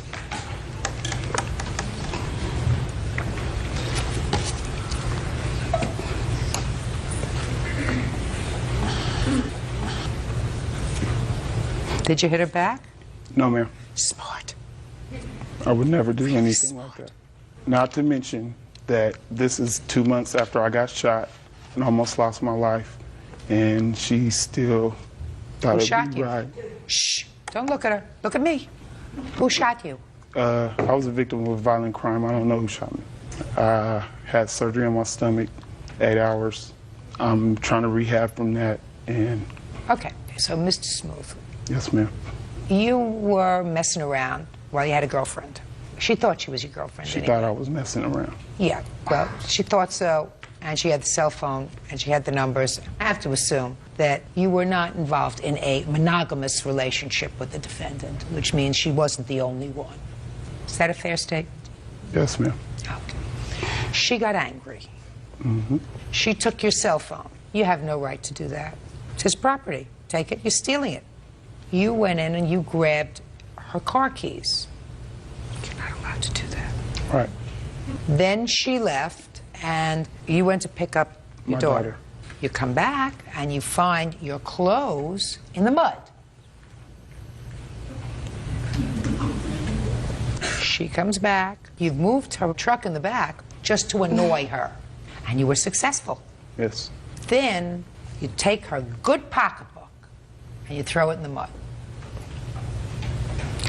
However, madam, that does not give you license to pick up your hands and to strike him and to scratch his face and to act like an alley cat. Do we understand each other? Yes, ma'am. You are one lucky girl that he didn't have you arrested. Why didn't you have her arrested? Because I do not dislike Siobhan. Outrageous behavior. Judge Judy continues in a moment. You were a little morally wrong, then you were a little morally wrong, then you were a little morally wrong, then you were a little morally wrong, then you got physical. And later today... Are we finished now? No, I'm not. Are you finished? Well, not really. Are we finished now? Okay, yeah, I'm finished from that point on. Mark that down. He's finished. So noted. Real cases, real people. Judge Judy. Justin Smooth says ex-girlfriend Siobhan Moore scratched his face during an argument. Oh, you had some scratches and they were treated. You didn't go to the hospital or a doctor, did you? No, ma'am. I didn't think so. All right, so you were a little morally wrong, then you were a little morally wrong, then you were a little morally wrong, then you were a little morally wrong, then you got physical. Right? Unacceptable behavior. Right. You had no physical injury other than a few scratches on your face. Judgment for the plaintiff in the amount of $1,000. That's all. Step out. Parties are excused. You may step out. He wasn't telling the whole story, but oh well. The proof is in the pudding. I had all the paperwork, the pictures, and I mean, those don't lie. There wasn't a commitment of us being boyfriend and girlfriend, but monogamy was supposed to be practiced in our friendship. I feel that we had a lot of good times together, and it was good while it lasted. We're friends, kinda. And now the next case. All parties in the matter of Benjamin versus Love. Step forward, please. Child care provider Julia Benjamin and her husband, police officer Michael Benjamin, are suing Julia's aunt, child care provider Elsie Love, for the return of their dog, Fluffy. Elsie says Fluffy is hers. Mrs. Benjamin, is this your aunt? Yes. And you're her husband? Yes. According to what I've read, it is your claim that you loaned this dog to your aunt. Now you want the dog back. She says you can't have the dog back because this was not a loan. You gave her the dog. And this is all about another issue that is probably much more important, which has to do with the custody of your daughter, who was, for most of her life, raised by your aunt. And you just regained custody of her, is that right? No, that's not right, Your Honor. Well, let me get to this part of the, it's not really a defense, but it's sort of a motive. You were on good relations with your aunt? Yes, for the most part, yes. Good. And how many children do you have? 5. Which child lived with you for 6 years? The third. What's the child's name? Maisha. How old is Maisha? Maisha's 10 now. How old was she when she came to you? 4 months old. And how long did she stay with you? 8 years. Was she placed with you by the courts? She was given to me through her mother. How come? Her mother had a drug problem. So Mrs. Benjamin gave you Maisha. Courts had nothing to do with it? The courts had nothing to do with it. Where were her other 4 children? She only had 3 then. The 2 oldest children were with her aunt, and Maisha was with me. So far, is that right? For the most part. Good. And when was Maisha returned to her mother? In 2001. Was that voluntary on your part, or did a court order that return? The court ordered it with stipulations. And the stipulation was involving visitation, is that right? Yes. Do you currently have visitation with Maisha? I have visitation with Maisha on the weekends that I have her. I have visitations from after school until 8 o'clock on Sunday night. So you have her for weekends, certain weekends? Yeah, every other weekend. Now I want you to tell me about the dog. You're up. First of all, not you, her. Okay, I asked my aunt. I had a breakout at my daycare center. I'm a family daycare provider. And since when have you been a family daycare provider? Since '96. In what state? New Jersey. When did you complete a drug program? I didn't complete a drug program. I didn't have to. I got clean on my own. Well, then why did you leave your child with your aunt for 8 years? Can I address the things that she said? Well, your child was with your aunt for 8 years. That's my true. My child was with my aunt. I asked my aunt to care for her because I knew that I couldn't at the time. I did not abandon my child. I didn't ask you I did any of not that. give my child away. Listen to what I'm saying to you. You had a drug problem. So if you didn't go into a program, when did you stop using drugs? In what year? I stopped using drugs in '95. And your child remained with your aunt until 2001. Is that right? That's right. And what about your other 2 children? How long did they stay with their other aunt? Until '96. And is Mr. Benjamin the father of all 3 of these children? No. Is he the father of any of them? The last 2. And you were granted a license to take care of children a year after you got clean from drugs? Yes. Okay. Let's get back to the dog. Your Honor, can I? Let's get back to the dog. When did you give your aunt the dog? I didn't give my aunt the dog. I asked her to care for the dog in November until we moved. Okay. And at what stage were the court proceedings in November of 2002 involving your aunt's visitation with Maisha? Were there court proceedings pending? No, there wasn't. Were there court proceedings after November of 2002 involving your aunt and visitation? Yes, in January. January what? 31st. So I assume that you were contesting your aunt having extensive visitation with Maisha. Yes. Is that right? Yes. When did you ask for the dog back? My husband asked for the dog back. Tell me when you did that, sir. January 31st. When you were in court? No. When you were outside of court? Yes. So you came outside of court after the case was adjourned, and you had this court proceeding that said that this was not going to be easy. And you found her in her car?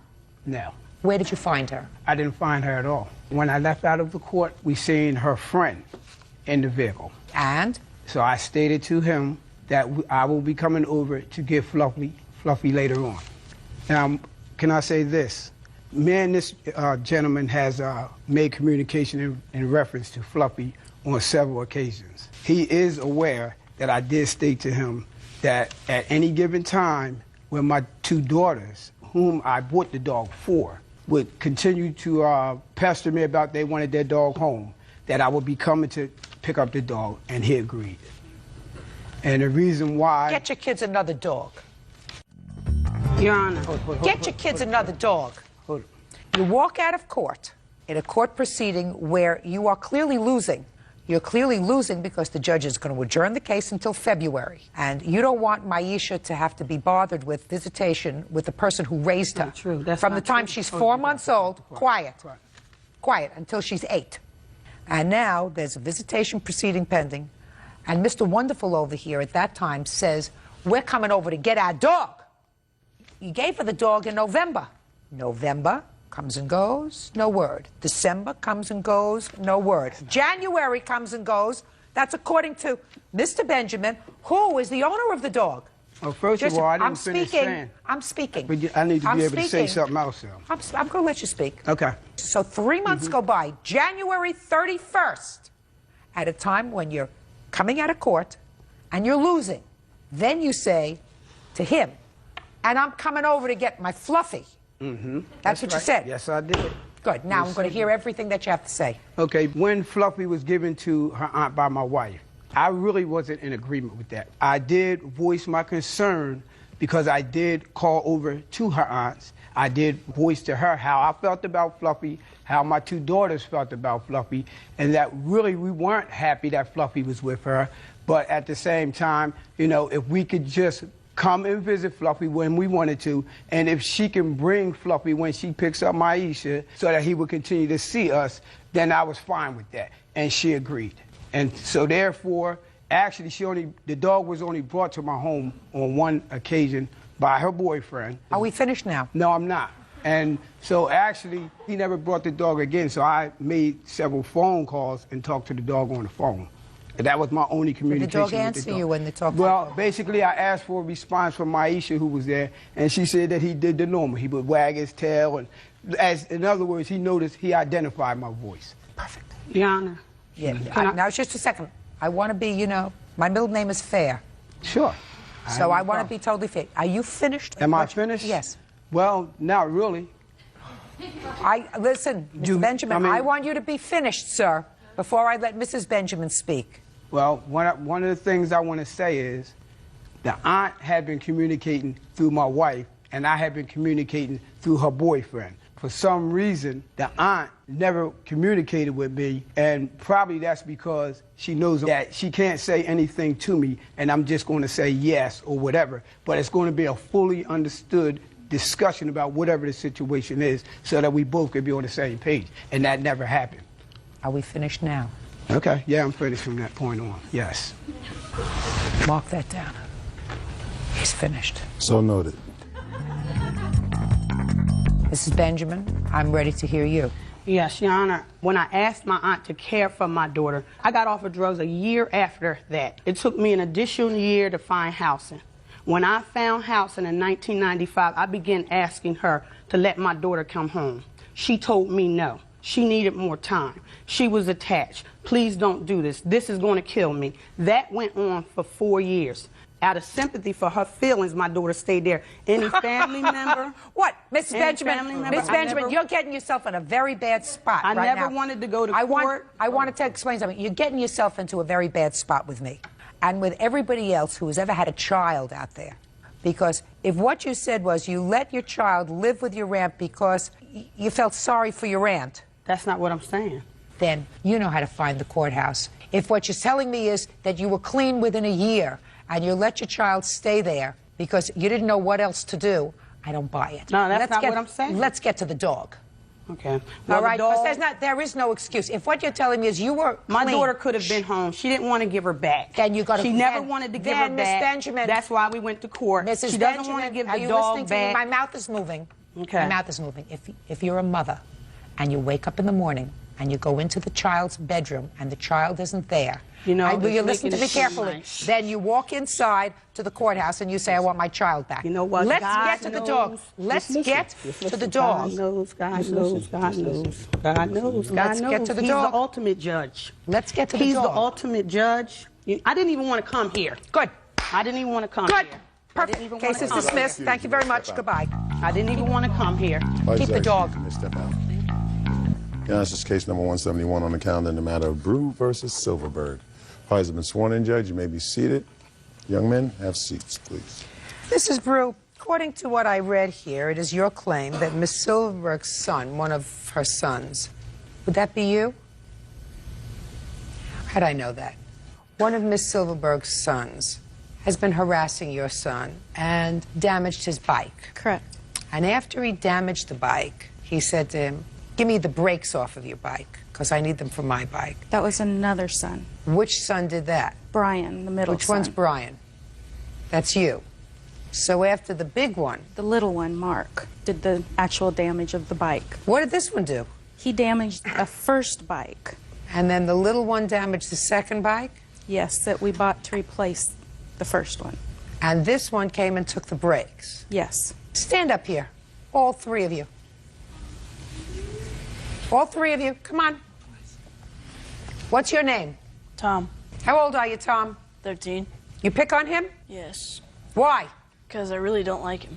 You didn't like him, why? Because he acted kind of weird and, So he's weird? Yeah. Tell me, did he ever do anything weird to you, Tom? Or he Sir. just acts weird? Yeah, he acts really weird. Give me an example of how he acts weird, Tom. He keeps saying stuff about abducting little kids, like my brother right here. Like, what did he say? He says, I'm going to abduct your little brother, and then he starts taunting me, so I chase him Tell away. me how he's taunting you. He starts, like, riding off toward the direction where he was last seen playing or something like that on his bike. Now, what did you do to his bicycle? Look at me. What did you do to his bicycle? The first one that he had. That was not me. That was a kid named Brandon. But you were there. Yeah. So you must have seen it. Yeah. Well, tell me what this kid did to the bicycle. Well, it really all started out that we were all playing a game called Bumper Cars on Bikes, where you just run around, run into each other with bikes. And in the end, it ended up that the tire couldn't really move very well. So Whose tire? The tire on the bike that Brandon was riding. That was his bike, or supposedly his bike. Why was Brandon riding his bike? Because Devin said he could have it. Is that right? No. Did they just take it from you? I let... Stand up. Go ahead. I let Brandon borrow it so he could go get water at Dairy Queen. And then when I was coming over to see what they were doing, Brandon was jumping on it, and I said, get off the bike, and they all ran away. And then his brother came over, and we looked at the bike, and they took off the front wheel. Who took off the front wheel? Brandon did. And first thing they did to the bike, they picked it up by the chain and swung it around. And then they... Who did that? Brandon did. So Brandon did. I don't hear he doing anything. Shh, look at me. Miss Brew, don't speak to him. I'm speaking to him. So far I didn't hear that he did anything. Right. He didn't do anything. He didn't? No. Brandon was the one who really did it. I saw Brandon with my own eyes. Now, what happened with the second bike? I was riding my bike, and then I stopped to talk to my friend Lewis, and then Mark came riding up on Brian's bike, and he kept ramming it into the frame. Mark? Yeah. Raise your hand, Mark. How old are you, Mark? 7. Why were you ramming into his bicycle, Mark? I wasn't. Who was? Nobody. Nobody. You never rammed into his bicycle? No. He says he didn't? He did, because I saw, and he, kept riding up really fast, and then he kept, hitting the frame, and I told him to stop a couple times, and he wouldn't. And then what happened? And then it got bent, it pushed in, and Lewis said he could fix it, but I told my mom, and she said no. And then what happened with the brakes? Well, Brian came over. Who's Brian? When? 2 days or 3 days after it happened, and then he said, I wanted to know if I could look at your brakes and see what happened. And I told him that his brother rammed into my frame and bent it, and he said, can I have your brakes? And I said no, and I said no again after he said the same question. Then he used a tool, and then he got off the brakes, and then... Why didn't you push him away? You're bigger than he is. I tried. I said no to him 5 times. I don't believe you. He had to get off his bike, get the tools, work on the brakes, take the brakes off, and during that time you go into your mother and you say, somebody's stealing the brakes off my bike. My mom was at work that day. Who was home? No one was. My sister is next door. Yeah. So why didn't you go next door? Well, she wasn't home when I was going over to tell her. What happened with the brakes? Look at me. I came over to his house. Something was wrong with his bike. He asked me if I would work on it. I messed around with it a little bit, adjusting the wheel back and forth. And I go, oh, I found the problem. Your brakes are rubbing, so your bike slows down every time the wheel or the rim bends. And he goes, oh, and I go, can I have your brakes? And why would you want his brakes? Because the bike that I had at that time needed the same type of brakes that he had. Well, why would you ask him for his brakes if all his brakes had to do was be fixed? It wasn't the brakes, it was the back rim. Did he tell you how the rim got bent? Yes. What did he say? He said that Mark ran into it multiple times with my bike. Right. So I said... Did you believe him when he said that to you? Sort of yes and sort of no. What does that mean, sort of yes and sort of no?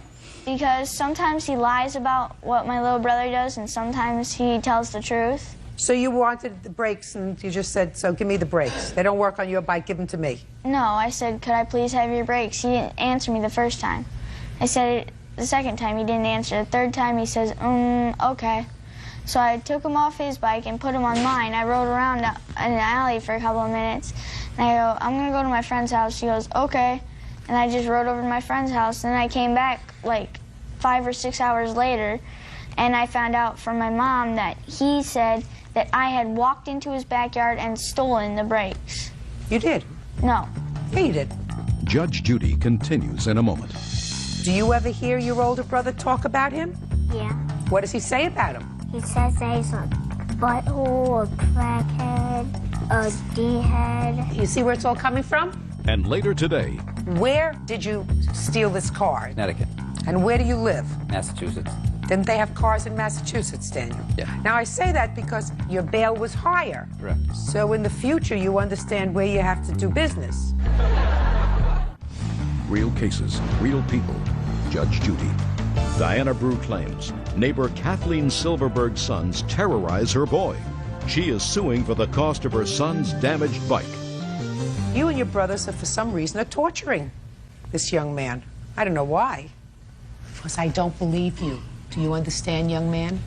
I don't believe that you didn't hit his bike. I believe you did that. And I believe you're fibbing to me. Do we understand each other? And just because your brother over here can be a bully doesn't mean that you can be a bully. Do you understand? Now, if he asked you to come by and fix his bike, what kind of nice person goes over and says, well, I can't fix your bike, but I need brakes just like yours. Can I have them? As long as my brother bent your bike out of shape, give me the brakes. I need them for me. You better have a talk with your boys. I have been.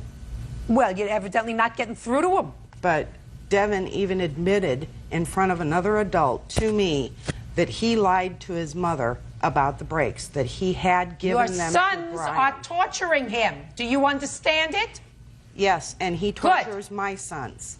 See how many there are there? Yes. You see over here? Yes. This one doesn't like him because he's weird. Your 2 younger sons take their cue from Tom. What? Oh, would you like anyone very much if they said they were going to go and abduct your little brother? I wouldn't hurt their bicycle. I would stay away from them. And I would say to them, I don't want to have anything to do with you anymore. I tried to. No, you don't. He didn't. He went over to take his brakes off the bike that your little brother had destroyed. And why do you think that they have license to do that, the 2 little ones? They take their clue from you. Because if somebody isn't being normal, then you stay away from them. You don't take their property. You don't damage their property. You understand? Do you ever hear your older brother talk about him? Yeah. What does he say about him? He says that he's a crackhead, a D-head. So he says a lot of not nice things about him. You see where it's all coming from? Yes, but I'm also aware of the fact that he goes around and calls my kids the same name. In retaliation. Not when he takes a 7-year-old's bike and hangs it on a 6-foot security fence where the 7-year-old cannot get it. And that's all because he was mad because Brian was not home that day. Was the bike damaged? Yeah, the chain broke. Was it fixed? Yes, we have... Where are the brakes for his bicycle? Brian gave them back to Devin. Do you have them back? Torn apart and damaged. What? They were not torn apart when Brian took them off the bike. I know because I saw him do it. They were in perfectly good condition. They could have been replaced on the bike, but Devin wouldn't let him near the bike to do so. Okay, did you take the bike in to have it fixed? No. Did I put new brakes on the bike? No, I hadn't even had the chance. When Well, he then came you and should did have the that. chance to do it. How much did you pay for the bike? $65 on sale. I think you ought to take the bike and have it fixed, and I think you could probably have it fixed for $25, which is what I'm awarding you at a judgment, not the $1,500 that you're asking for. I would suggest you stay away from each other. Did you hang up his bike on a chain link fence? No. You didn't? So he couldn't reach it? It was like a short fence, not a high one. You can't do that, young man. But you 3 boys have to leave him alone. If he's weird, stay away from him. Period. And they don't want to play with you anymore. Find somebody else to play with. Okay. Judgment for the plaintiff in the amount of $25. That's all. Goodbye. Parties are excused. You may step out. Devin is the kind of person that wants to be friends with everybody. He pushed me down. He made me hit my head on the cement. He was calling me names. I didn't like it, and it hurt my feelings. That's what made me angry. He hates me. And now the next case. All parties in the matter of Tebow versus Cody. Step forward, please. 24-year-old vendor representative Christopher Tebow is suing his former friend, 22-year-old waitress Joanne Cody, for an unpaid loan to bail her ex-boyfriend out of jail.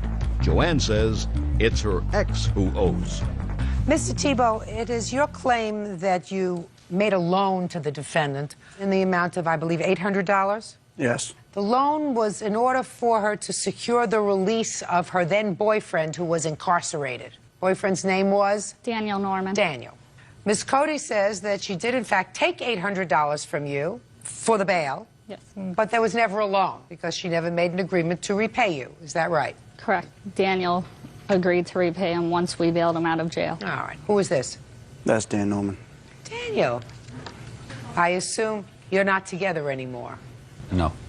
Stand up for a second. Just some preliminary questions. Daniel, you have a last name. Norman. What were you in jail for? Myself and a friend of mine broke into a car and took the radio out. Were you convicted of that charge? Yes, ma'am. Did you receive a jail sentence or were you placed on probation? Probation. Now, did you live in one state and Yes. were arrested in a different state? Correct. Okay. Where did you steal this car? In what state? Connecticut. And where do you live? Massachusetts. Didn't they have cars in Massachusetts, Daniel? Yes.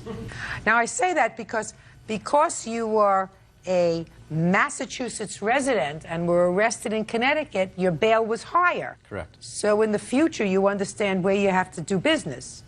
Not at all, Your Honor. Right? Now, who was the first person you called?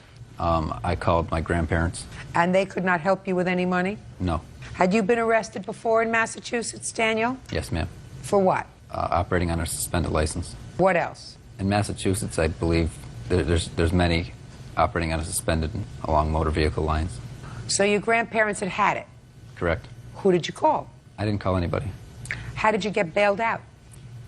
There was a friend that was with me. Yes? He got bailed out by his girlfriend, and he called around a couple of my friends to try to put together some money for me. You didn't make any phone calls? No, ma'am. Why not? I was only allowed one. Okay. This lady is... Joanne's mother, Elfrida Cody. It's not true. Marion from the court there called up our house and asked Joanne if Joanne could bail him out and loan him $350. Who called you from the court? Marion, a girl named by Marion. Who's Marion? I believe she was worked in the public defender's office. Ah. Daniel, when I ask you if you called and you say, I never called, if you gave her telephone number to the public defender who was handling your case, I consider that you calling. Yes, ma'am. Do you understand? Yes, ma'am, I do. Did you give the public defender Miss Cody's telephone number? I did, Your Honor. So when you were contacted by the public defender, what did you say? I said, what are you calling in reference to? And she explained to me, Daniel Norman's been arrested. And I said, how much is his bail? She said, $350. And when I got to Hartford, where he is arrested, they told me it was going to be more money because of the fact that he was a Massachusetts resident. So now we have that cleared up. Yes, ma'am. May I say something else? Sure, you've been doing well so far. They were boy and girlfriends. I figured that. Because one time they went out, she had too much to drink, and he put her in the shower. Because I know his new car. That was a little more information than I need. Now you can have a seat. Real cases, real people. Judge Judy. Christopher Tebow says his former friend, Joanne Cody, owes for a loan to bail her ex-boyfriend out of jail. Joanne says the person who owes is standing next to Christopher. So when you found out you needed more money, what did you do? I had $1,300 in my savings account. Chris had called me and I was crying and he asked what was the matter, and I said, you know, Dan did something stupid again where he's involved with the cops and it's going to be $2,100 to get him out. I only have $1,300. And he said, I can help and give $800 towards it. And I said, fine. And when we got him out, Dan told him, I will pay you back. Because I feel, why should I have to pay him back when Dan owes me $700 from putting his car back on the road for him? Who put whose car back on the road? I loaned Dan $700 to put his car back on the road. So when I got the bail check back from Connecticut, I felt I didn't have to pay because, one, Dan was supposed to take care of this $800. You see, Miss Cody, what I didn't understand was your math. You put in $1,300, correct? Correct. But you got back $1,750. Yes. So there's an extra $450, right? Right. Why should you be able to keep that? Because Dan said he was going to pay Chris back the $800, and I put Dan's car back on the road for $700. So That's a different lawsuit. If you claim a loan to him for something else, sue him. But if you only put in $1,300, you can't keep all that money, that $450. That's unreasonable. Do you understand? Yes. Now, I see immediately that she's got to give you $450 because she can't make a profit on his jail. Right. But why don't you sue him for the other $350? Because the initial agreement was she'd pay me back as soon as she could. Well, let me ask you this, sir. Who did you come to court with today? Daniel. What about dinner last night? Who did you have dinner with? Daniel. Who did you have dinner with? My mother. Are you following where I'm going? Yes. Why don't you pay him back some of the money that he laid out to get you out of jail? Because the agreement, when I... Why don't you pay him back some of the money he laid out while you were in jail? Because Miss Cody already received that collateral money back. She only received part of it back. Correct, and I was to pay her the extra $350 the bondsman keeps as a fee. Did you pay her? No, ma'am, not yet. Why not? Because she hasn't contacted me at all. I have no idea where she is. This is the first time I've seen her. She's whole now. She got her $1,300. The only one who's not whole now is your buddy that you had dinner with last night. Correct. So why don't you pay him back? He's going to get $450 from Miss Cody, leaving a balance of $350. Who should pay that, Bird? No, ma'am. Me? No, ma'am. Her? No, ma'am. Who? Myself. Yes, sir!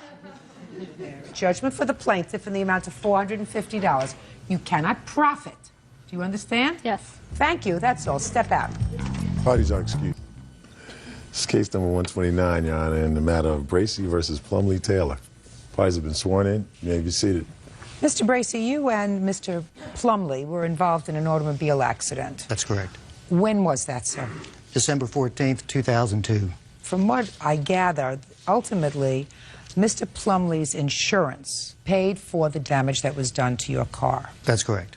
Miss Taylor was a passenger in Mr. Plumley's car. Mr. Plumley, on the evening of the accident, was arrested for driving while under the influence of alcohol. Is that right? No, I was or actually... were you ticketed? Yeah, I was convicted I of... didn't ask you what you were convicted of, Mr. Plumley. I asked you whether you were arrested or ticketed that night. No, I went to the hospital.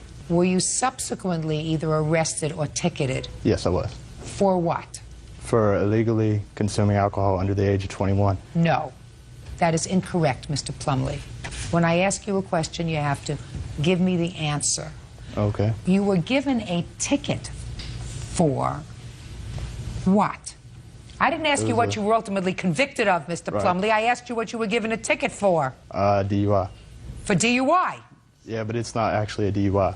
It was like... No, what is it, an elephant? No, it's under the age, drinking and driving, under the age of 21. It's under Statute 18 in the Virginia laws. Mr. Plumlee, you were drunk that night. No, I had like 1-2 beers. Are you telling him what to say? No, why? Good. Say nothing until I speak to you. In any event, you had been drinking. Yes, ma'am. So your insurance company assumed the responsibility of paying for Mr. Bracey's damages. Yes, ma'am. Fortunately, Mr. Bracey wasn't hurt. You were. How long were you hospitalized? 3 days. What kind of injuries did you have? Just internal bruising. You were lucky. And what about you, Miss Taylor? I just had a little cut in my ear, that's it. Mr. Bracey's claim is that despite the fact that your insurance paid for the damages to his car, which was relatively new, lost value as a result of this accident, and you should pay for that loss of value. And that you, Miss Taylor, are also liable because you got into the car with someone who had been drinking. So that's why he's suing you. Yeah. I'm going to take care of that part of his lawsuit very fast. The case against you is dismissed on my own motion. You can sit down. All right. You have no case against her. I don't know if you have a case against Mr. Plumlee, even though you're pretty aggravated and irritated with him. Let's see.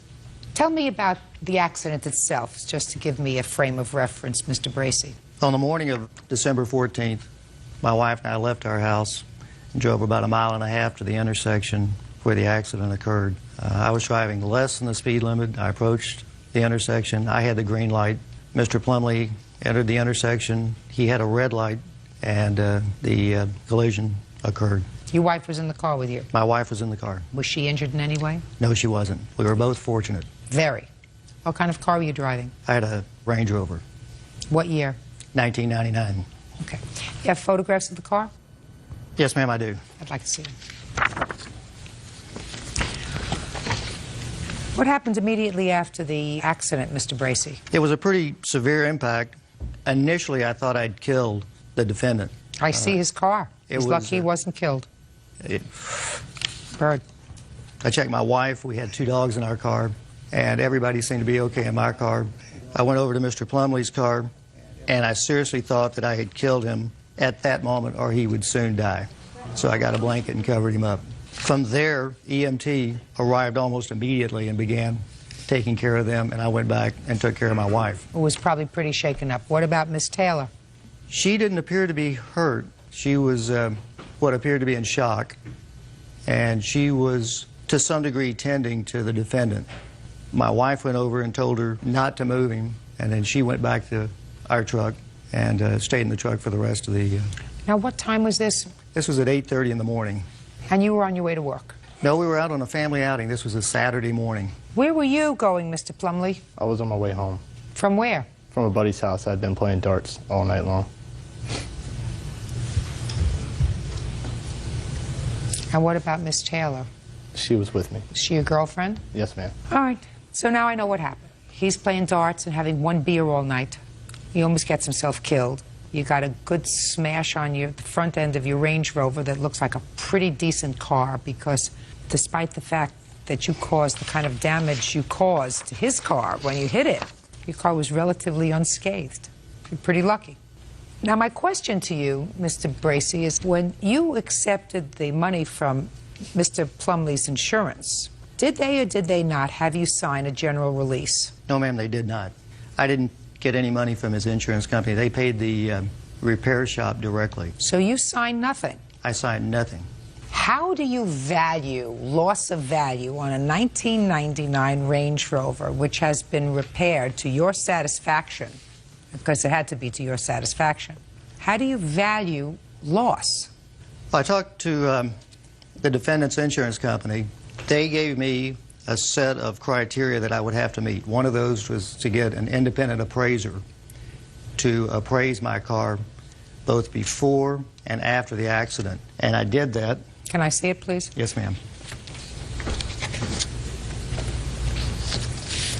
And that appraisal is what I base my claim on. What happened when you gave this to the defendant's insurance company? They looked at it and basically disregarded it and offered me a $1,000 settlement. They had another appraisal done that came up with an appraisal of $981. Can I see it, please? Yes, ma'am.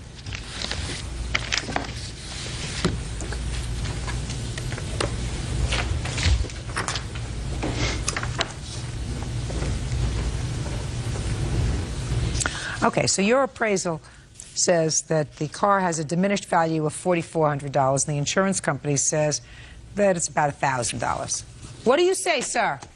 I have no idea how much his car lost value, if it lost value. I'm assuming it did lose value. I wish it wouldn't have happened, but I mean, I know I was wrong in the situation.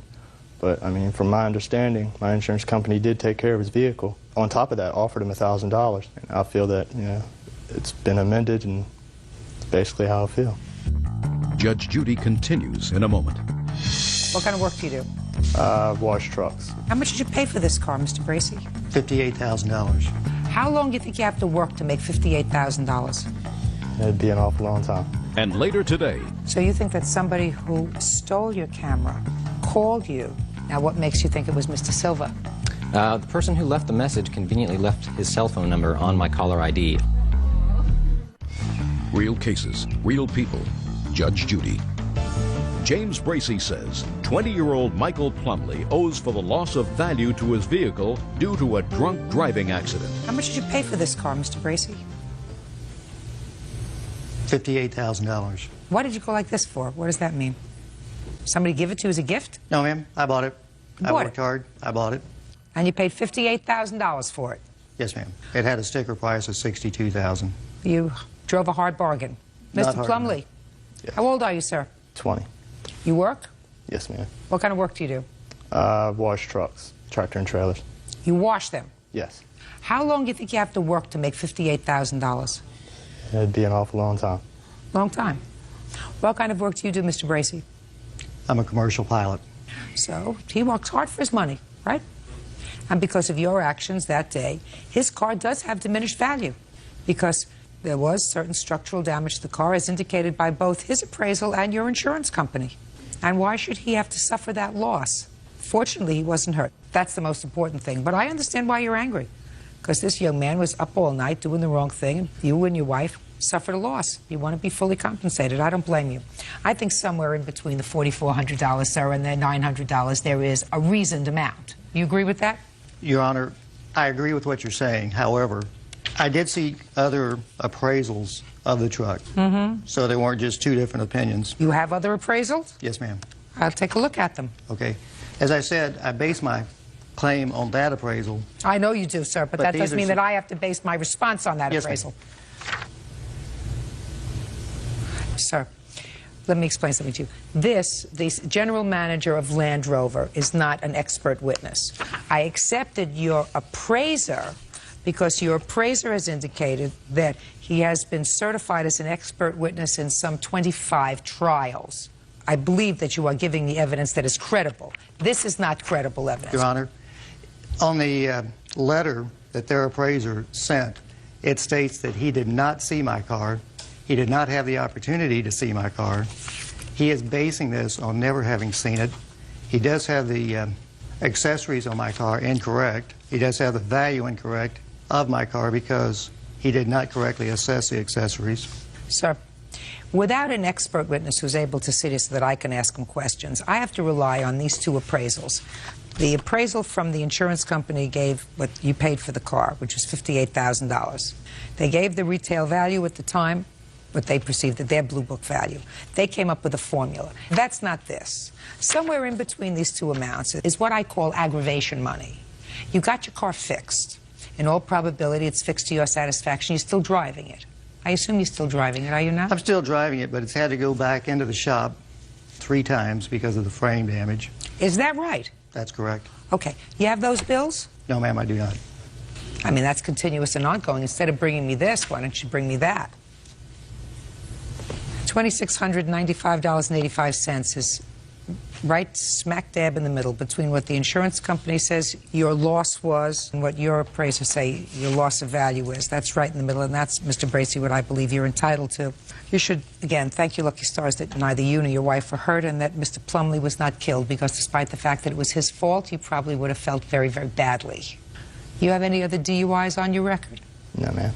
You ever going to have one again? No, I don't plan. Perfect. Judgment for the plaintiff in the amount of $2,695.85. That's all. Parties are excused. You may step out.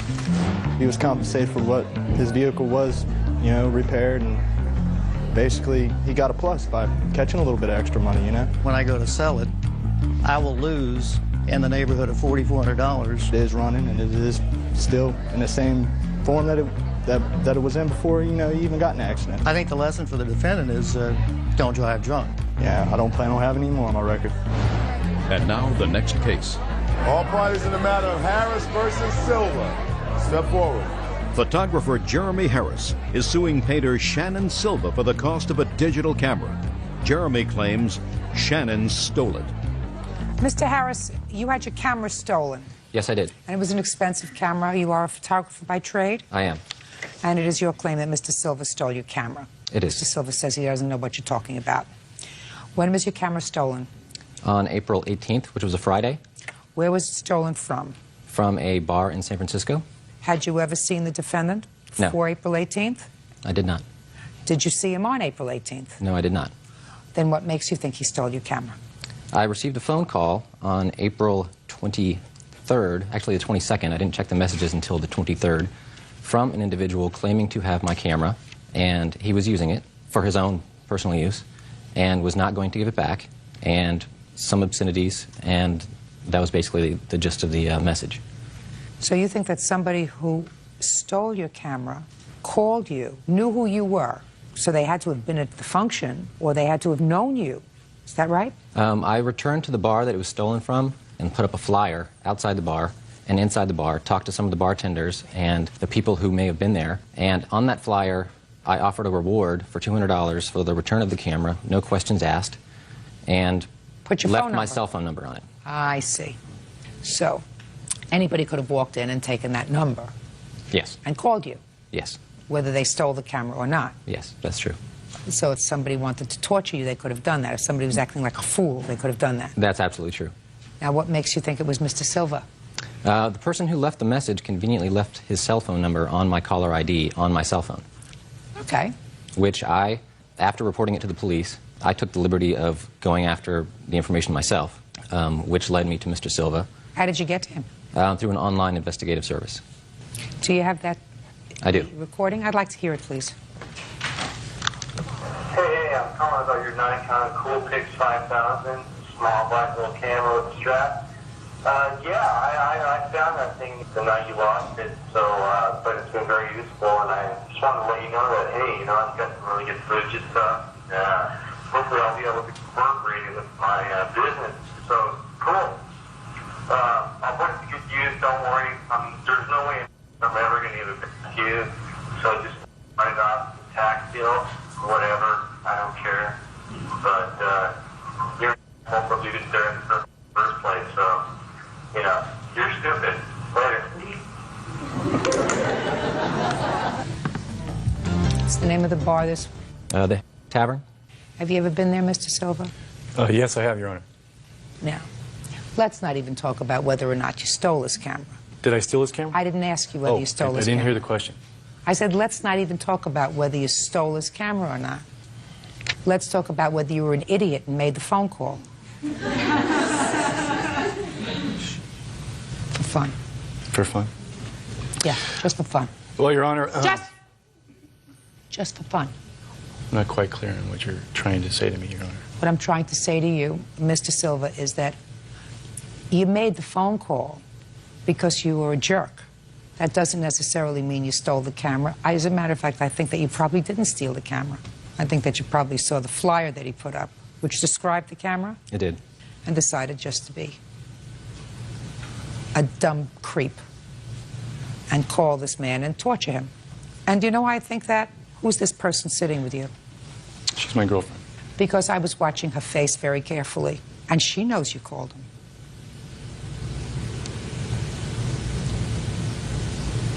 So you owe him an apology.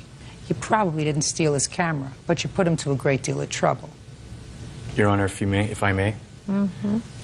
I called Mr. Harris, and I'm not really quite sure exactly what had happened that evening, the night the phone call was made on the 22nd, but I have no recollection of making the phone call. But you say you did call him.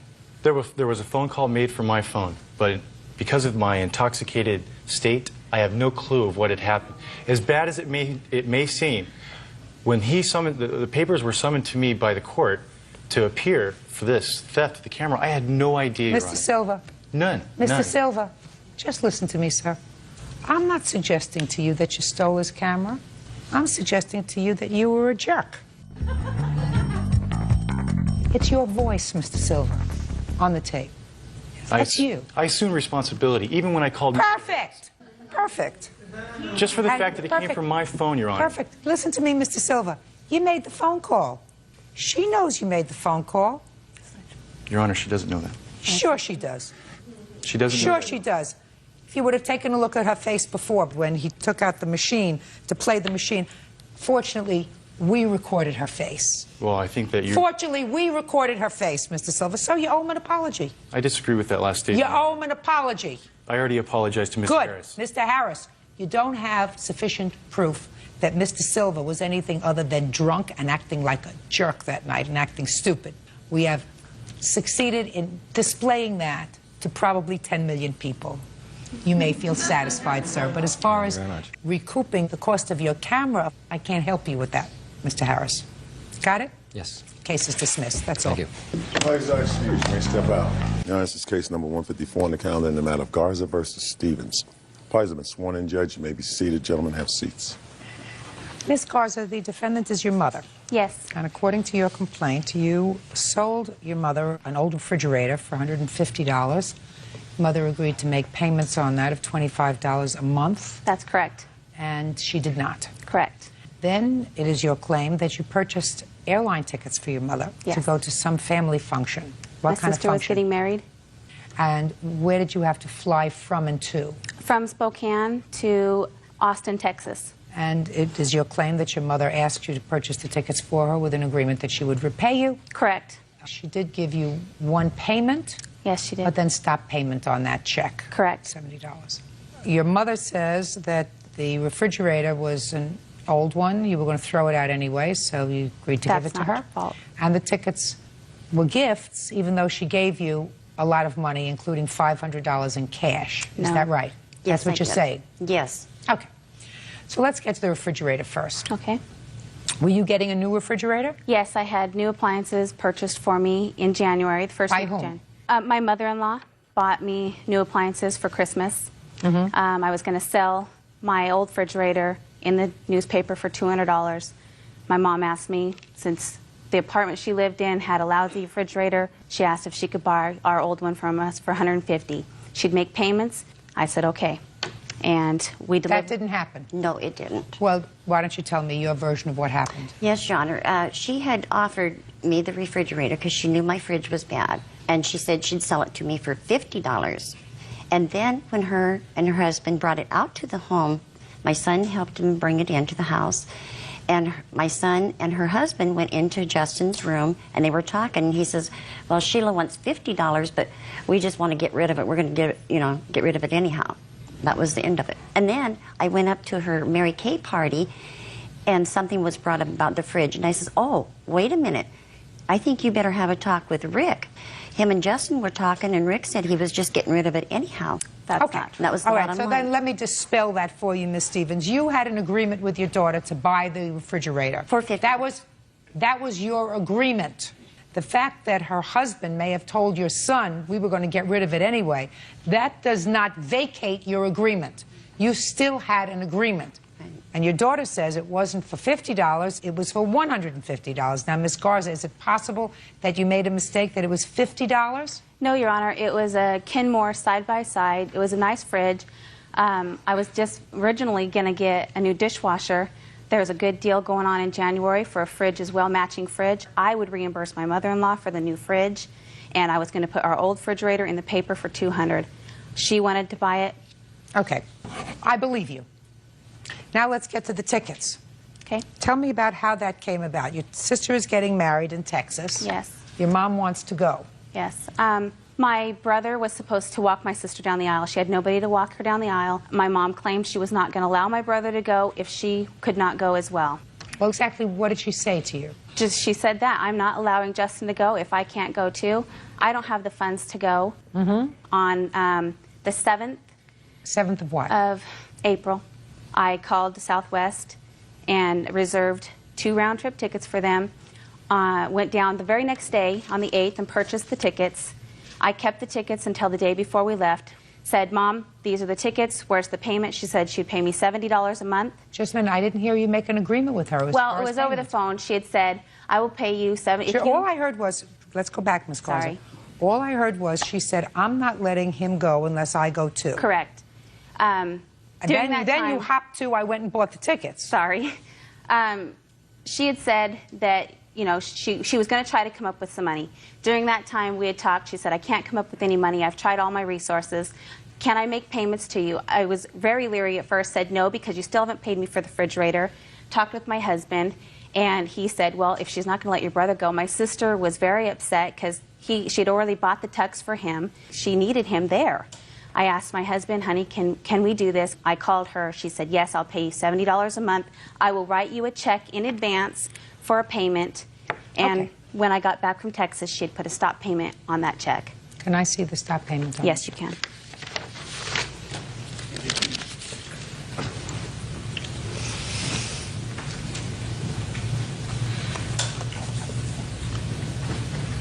Why did you put a stop payment on the check, Ms. Stevens? Well, the morning that we was leaving from Austin, she had asked me for $20 because she knew that's all I had to my name because I'd lost our round-trip tickets to come home on. Which I had to repurchase new tickets for them to come back on. So then she's, oh, I need that money. I said, well, Sheila, you know I broke that 20, you know, to go to the zoo yesterday. And before we left San Antonio, I had wrote my daughter, I have the check here, for $145 because she said, Mom, don't worry about it, we'll get you home. And I says, okay. So I wrote this post-dated check for her to cash. Which daughter? Melinda, the one that got married. The one that got married in San Antonio. Your Honor, that's a wedding gift. This was not a wedding gift. I did write wedding on it, but it pertained to the wedding and getting home and everything. You know, I just wrote it down there. But this was for our ticket, part of my ticket to get home on. But then, whenever I told her I did not have the money, she called me I'm sorry. She called me a... That's not true. And I was just totally... And it's not the first time she's called me numerous names. She keeps me away from my grandchildren at times and everything. Ms. Stevens, what does that have to do with stopping payment on the $70 check? Because of her calling me a... Well, that may wash in a family, yes, but it doesn't wash in court. She numerously just degrades me. Ms. Stevens. Calls me anorexia, everything, and I'm not. Ms. Stevens, so what you're saying is you agreed to pay her back for the plane ticket, but you decided not to pay her back because she was disrespectful. Your Honor, I paid her $500. I borrowed it from my ex-boyfriend that we were together 8 years. I borrowed it from him. She came out that morning. I gave her that. Wait, just a second. You're doing a fast dance, Ms. Stevens. Judge Judy continues in a moment. Your ticket didn't even come to $500. Then I missed. So why would you give her $500? You wanted to make her a present? And later today, he said, well, with $200, start your payments to get your car fixed. That's not true. No, he wouldn't say that. Miss Phillips, don't play with me. real cases, real people. Judge Judy. Sheila Garza says her mother, Lois Stevens, owes for plane tickets and a refrigerator. You borrowed what and when and from whom? Let's start with what. Okay. You borrowed what? I borrowed $500 from Roger. When? On this 1st. On the 1st of what? 1st of April. Sheila came out to my home. Yes. And I had to keep some of the money and everything to buy him clothes, some clothes and everything to go. And then I wrote her a $70 check, you know, to cover the remaining. You're dancing, Miss Stevens. Are you sick? I canceled the check because her calling me one too many times. Are you saying that you gave her $500 in cash? Yes. That is not true. Just a second. Well, that's what you write in your answer, that you gave her $500 in cash. If you could... On the 1st. Now you say that Roger gave you $500, but you used most of it to buy clothes and other stuff. No, I used my money for that. I'm sorry, I misstated it. You misstated it because it's not true. You No, never gave your daughter $500 in cash. Yes. Because if you... Hey, listen to me. You never gave her $500 in cash, madam. I'm going to tell you why. Because if you gave her $500 in cash on April 1st, on May 1st, you wouldn't have given her a check for $70. Because that would have paid the entire airline ticket if you gave her $500 in cash, your ticket. So that it would have been no reason for you to give her $70. No, I did owe her $70, Your Honor. And from what? For the tickets and all. And if you could do Just it like... a minute. What do you mean tickets and all? What is that? How much were the tickets? How much was $474. Your ticket didn't even come to $500. Then I missed... So why would you give her $500? You wanted to make her a present? Your Honor, I'm mistaken then, because I've just been... You're mistaken. All right, I'll agree that you were mistaken. Yes, I am. All right, you're mistaken. I was just a basket case going to the wedding anyhow, because when the kids all get together, they just gang up on me. It was a nightmare, Your Honor. She completely... it was a complete nightmare having her there. She completely ruined every function that we went to. No. I mean, if you need any more evidence, Your Honor, I do have the... Can I see it, please? And I have the statement also from Southwest, which they only give this to the purchaser, and they researched and sent that to me, stating that I was the reserver and I was the purchaser on both round-trip tickets there and the return tickets back for both of them. Because you said you could get them cheaper. That is not true. What if she can get it cheaper or not? What difference does it make? Why did you lose them? Accidents happen. I'm sure I'm not the only one that's lost tickets in life. You're the only one that I know so far today who's lost tickets that somebody else paid for, and then they had to pay for the return tickets. She did not and then you don't want to pay her for them. She did not pay for the tickets. Did you ever say to your daughter that your son's not going unless I can go? go? No, I definitely did not. I absolutely did not. He can testify to that. And he can testify also to the money situation and the refrigerator situation. I'm not going to ask him to do that. You still live with your mother? Yes. How old are you? 18. You going to stay there for a while? He's still in Cocoa. Shh. Are you staying there for a while? Yes. It's just you and your mother? Yes. What's your first name? Justin. Justin, your primary responsibility is to make yourself the best human being that you can be. Do you understand me? Yes. That's your first responsibility, is to yourself. Do you understand? Yes. If you don't do that, you don't have one wasted life, you're going to have two. Do we understand each other? Yes. You understand? I don't have to say any more to you, right? Do Yes, you Your understand? Not one, and you have two wasted lives. Your primary responsibility is to yourself. Judgment for the plaintiff in the amount of $875. I find that there was an agreement to buy the refrigerator, which was not paid, in addition to the bounced check fee for $70 and the airplane tickets and their replacement. That's all. Step out. Thank you, Your Honor. Well, you're going to run for lying. Excuse, you may step out. It is absolutely a lie. And I hope she rots. I'm told the truth, so... The Lord is going to see to that. It's just drama. That's just how she is.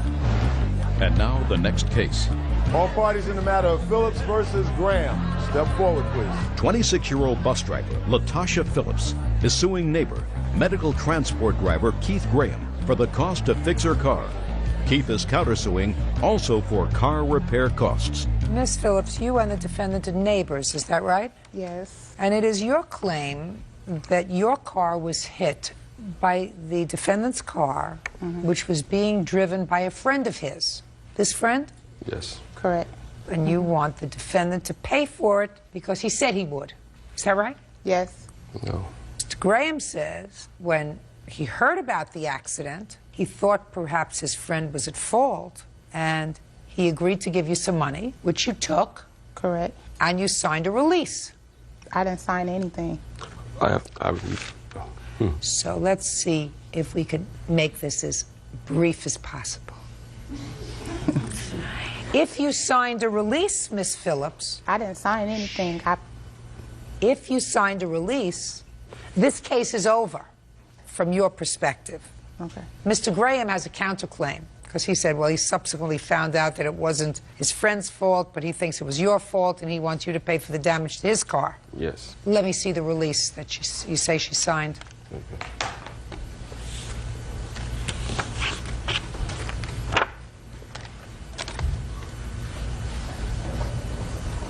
Who wrote out this release? I wrote it out, Your Honor. And who signed Letitia Phillips? I did. I didn't sign it, I printed it. I didn't close it by signing the bottom of it. I printed my name where it said I received $200, but I never signed anything at the bottom. So between the time that he gave me the $200 and now, he could have altered it and wrote anything. Miss Phillips? Yes. You explained to me about receiving this $200. Explain it to me. When his friend hit my car, he went upstairs and got him. He came down and said, well, how do you want to handle the situation? We both agreed not to call. No. He said to you, how do you want to handle this situation? I said, I just want my car fixed. Those were my exact words. I just want my car fixed. And what did he say to you? Well, he didn't want to call his insurance company because he didn't want to go through his insurance company. So he said, well, with $200, start your payments for the car to get your car fixed. That's not true. No, he wouldn't say that. Miss Phillips, don't play with me. I'm not playing with you. Yeah, no, he wouldn't say with this start getting your car fixed. But if you read the note, it says a down payment. Oh. No, it says payment. Not down payment. It says payment. Let me see pictures of your car. The damage to your car.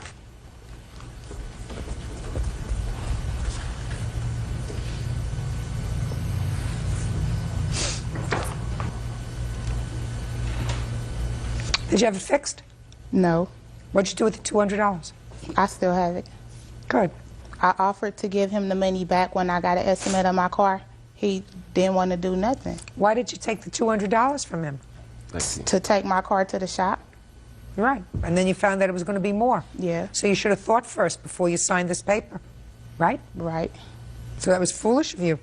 You thought you could have it fixed for $200. It's not a terrible, I mean, the car is clearly drivable. It just has a dent in it.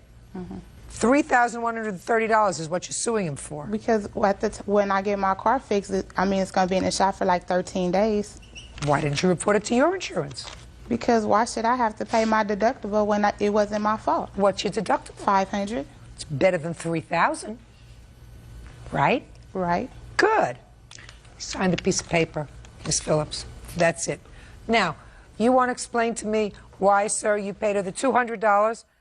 Okay, Your Honor, at the time my mother was sick in another state, and I trying to get out of town. When I saw the accident, I wanted it to just be over with. I came to her and asked her, how did you want to handle this? How much you think it'll take care to get your car right? She told me about $200 or $300. So I said I had $200. Will you accept that? But when you signed this, for all I'm concerned, it's over with. And she agreed to it. I just told her it's over with. So what are you here for? The counter shoot, 2 days later, my neighbor happened to see the accident. And she said, I saw the girl looking behind her, wasn't paying attention to what she was doing when she ran into my car. Let me see the damage to your car. Okay, here are the pictures. There you go. I hit his car because he pulled out without looking. She was looking in the back seat, Your Honor.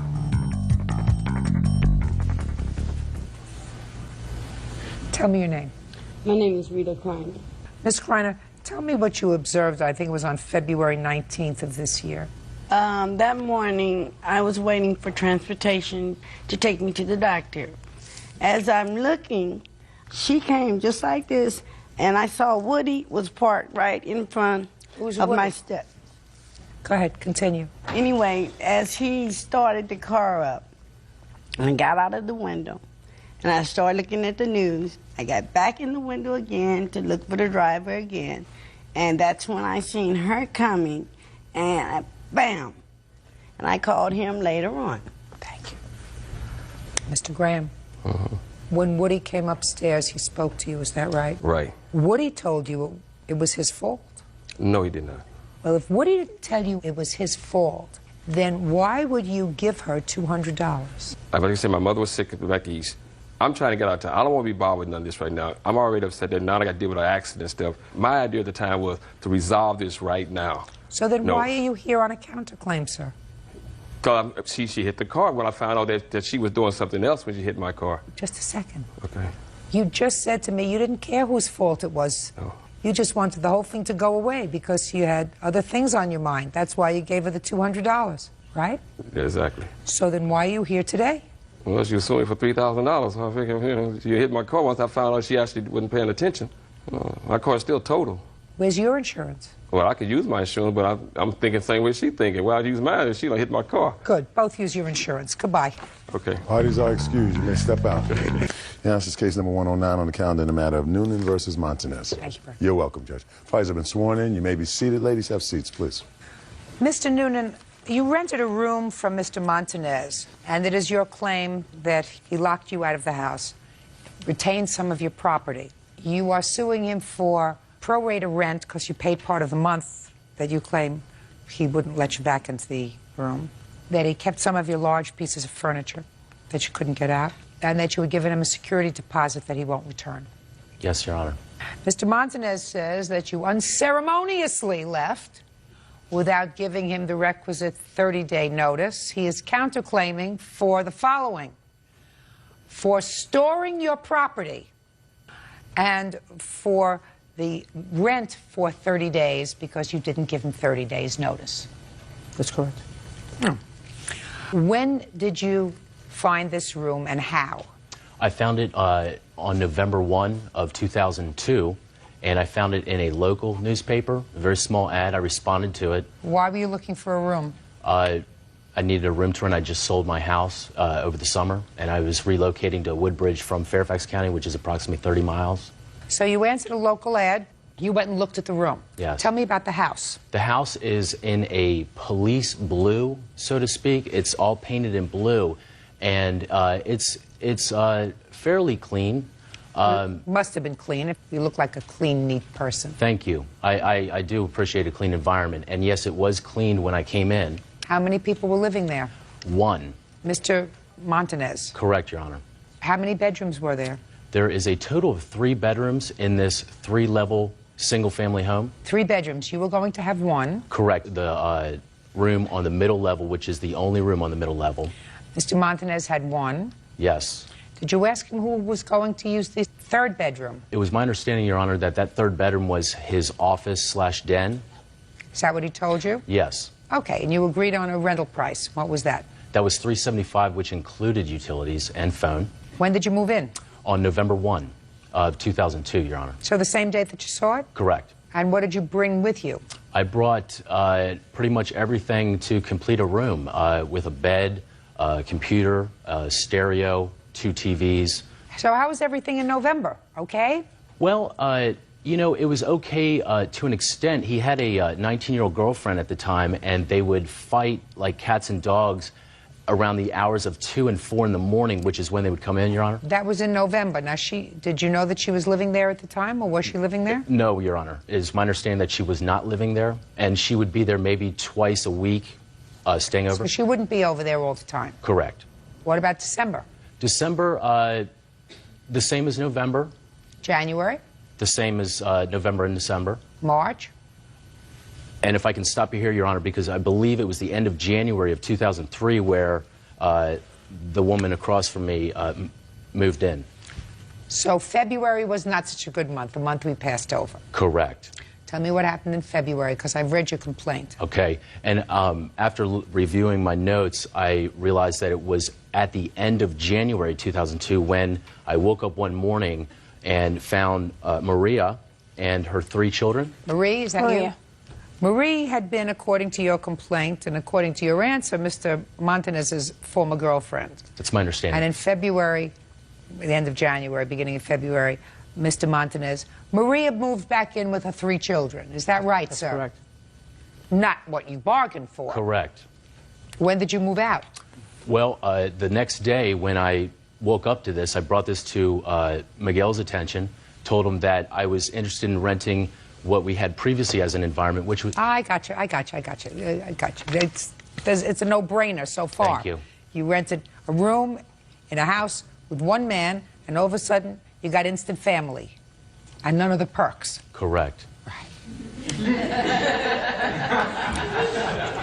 Now, it indicates here that he locked you out at some point. When did he lock you out? I received a voicemail message on the morning of April 10th of 2003 stating that he had changed the locks and that I'm not allowed to come back. Did you leave a message on his machine that you were changing the locks on the door?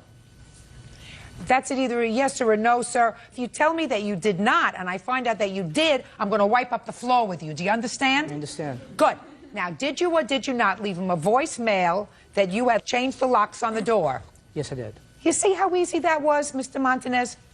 You were going to lie to me at first, sir. On what date did he lock you out? This is on the 10th of April, 2000. Had you paid April's rent? Yes, ma'am. Did you give him a security deposit, Mr. Noonan? Yes, Your Honor. Good. What was the security deposit? $250. And what property is left in the house? The bed and the computer desk. Bed, desk. Desk chair, clothes, 2 dressers. Did you take your TVs? Yes, Your Honor. Okie dokie. Mr. Montanez. Yes, ma'am. Let's talk about the lack of 30-day notice first. You indicate that you are counterclaiming because you say he failed to give you 30 days notice. How does one give you 30 days notice if you told him to change the locks on the house? Judge Judy continues in a moment. You called Child Protective Services? Yes, Your Honor. And then you called Animal Control for what reason? I woke up and came out of my bedroom door, and there was a pit bull at my bedroom door. Real cases, real people. Judge Judy. Joseph Noonan says ex-roommate Miguel Montanez locked him out and kept his property. Miguel says he's welcome to pick up his belongings. Go ahead. Situation when the chains were locked in that day was because the phone call I got from my daughters, they were pretty much terrorized for the last couple of days by him. He had been calling me every day on my cell phone, complaining about my daughters that were using the phone. Your daughters? Which daughters? Jeanette and Desenia. They're actually Maria's daughters. They have been with her for 5 years. I don't care if they were been with you for 5 years, if they've been with you for 5 minutes. They're not your daughters. They're her daughters. Okay, her daughters. Is that right? That's correct. Her daughters, who were not present, who were not living there the month of November, December, and part of January. Certainly weren't living there when he saw the house. Is that right? That's correct. Okay. And how old are these daughters? 13, 14, and 6. 13, 14, and 6. Well, 13 and 14 are usually a disaster in girls.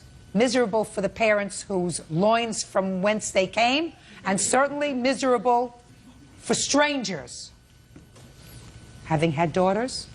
Don't look like that. You want to talk to me about your teenage daughters? My teenage daughters are fun. To you. How about to their mother? They're a joy. They're a joy. Well, having had teenage daughters and even a teenage grandson, I can tell you teenage years are not very happy years. Most teenagers are discontent about something, and being a stranger around teenagers, especially... Do you have children, sir? I do not, Your Honor. That's difficult. Not what he bargained for. Yes. You locked him out. So if you lock him out, Mr. Montanez, how do you have the chutzpah, gall, to sue him for lack of 30 days' notice? I was changing the door until he came home so I could speak to him because the police was responding to my house that day. I don't want to... You told him you changed the locks. That's a lockout. And he had already paid you for April's rent. That's correct. So you have to give him back April's rent. Yes. See how easy that was? $375. You have his deposit. Yes, I do. Did you give it back to him? I couldn't. Why? When he moved out, didn't tell me where he went, where he moved to, nothing. I had no contact with him, where he went. Here we go. Wonderful. So that you would have given him his deposit back if you knew where he went. And the prorated rent and his property. Just a second. You would have given him back... I'm just curious. You would have given him back his deposit? Yes. Perfect. I mean, I'm just curious about this whole thing, about this counterclaim that you claim that you have against him. $250, you would have returned to him. Correction, ma'am. The security deposit was $200. He could make You have proof that it was $200? Your Honor, I do apologize. It is $200 versus $250. Don't do anything that would make me question the rest of what you say, Mr. Noonan. Yes, Your Honor. Good. Now, you have his property. Do you have his? Let us go over this. Bed. I have a list right here and photograph of his property. Perfect. May I see it, please? And the storage shed, what I left, what is storage shed.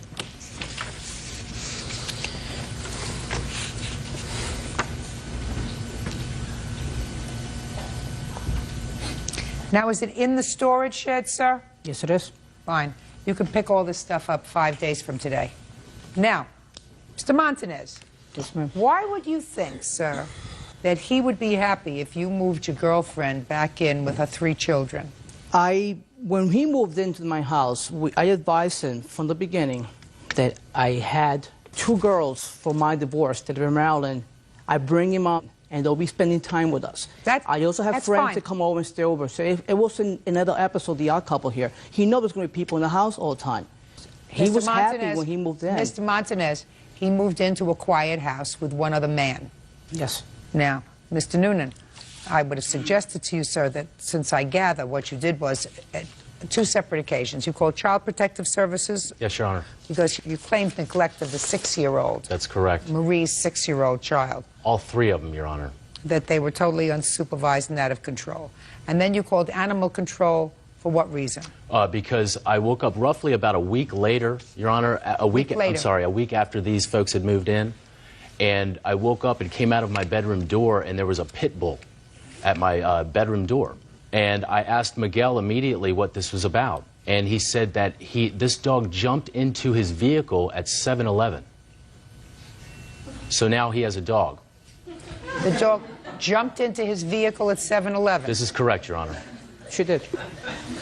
So why did you call animal control? Because, Your Honor, when the dog started defecating in the backyard, Miguel's response was, the dog can no longer go in the backyard. So what would happen is the dog would defecate and urinate in the living room and in front of my door, Your Honor, because on occasion, when I would come out of my bedroom to go to the kitchen to get food, the dog would be shaking by the door. I knew that he wanted to go out to go to the bathroom, so I'd take him out. So the dog, just being his natural animal self, would respond to the person that would take him out. So that's why when I wasn't there and he had to go to the bathroom, he would urinate in front of my door, he would defecate in front of my door, and there was 2 urine stains that were there the last 2 weeks that were in front of my door. And when the police came by to escort me to collect my belongings, and I brought that up to them, I said, oh, and animal control, I brought it up to them.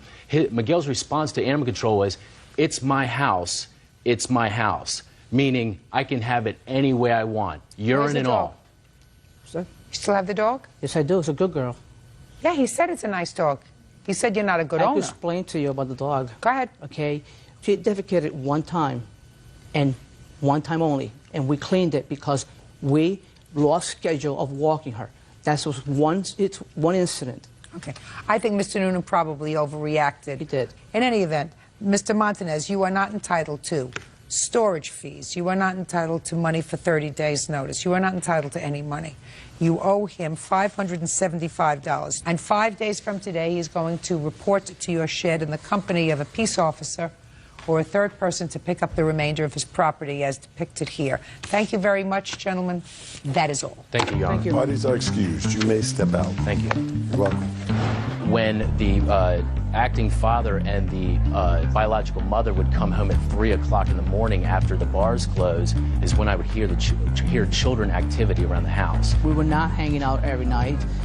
We broke no laws. These children in the 50 days that they lived there when I lived there didn't go to school once. He's just an antisocial person, an animal hater. Maybe mommy didn't hug him enough when he was a kid. I just want to thank Judge Judy because justice has been served today. And now the next case. All parties in the matter of Rodriguez versus Rodriguez. Step forward, please. Office Assistant Sofia Rodriguez is suing her brother, warehouse technician Jose Rodriguez, for a lien that was put on her house. Jose says he's not responsible. Ms. Rodriguez, the defendant is your brother. Yes, yes. According to your complaint, about 5 years ago, your brother was having some financial trouble, and he was about to lose his house. Is that right, sir? Yes, ma'am. And you agreed, and he agreed, that he would turn the house over to you, add your name to the mortgage, and it would be your house, turn the title over to you, which he did. Is that right? That's correct, Your Honor. At the time you did this, there was no money exchanged between the two of you. Is that right? That is correct. Well, just recently you wanted to take out a second mortgage or refinance the house. Refinance the house. And you found out that there was an encumbrance on the house, that he had taken out another loan on the house more than 5 years ago at a time when he still owned the house. And you are suing him for that money. How much of a loan did he take out? It came out to $2,168 roughly, approximately. Okay, so about $2,200. And That was a lien on the house, is that right? Right. Right? That existed before he gave it to you. Correct. That you didn't know about. That is correct, Your Honor. Your Honor, she did know about it. She says she didn't know about it. When did you take out this second loan, sir, on the house? I got this loan initially when I bought the house. It was included in the closing costs.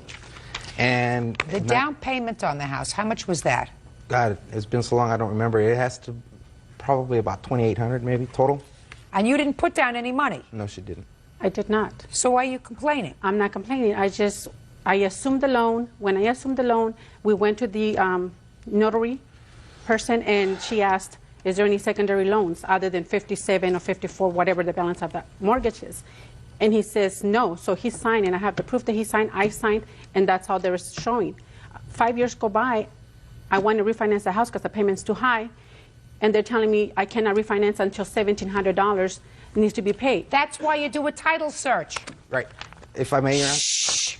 That's why you do a title search, Miss Rodriguez. That's why when you buy a house, you have a company, because once there is a lien on the house, that is noticed to the whole world, including you, because you're part of the world, that there is a lien on the house.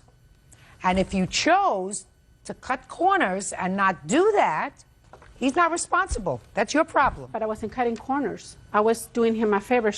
No, you weren't doing him a favor. Don't tell me you were doing him a favor.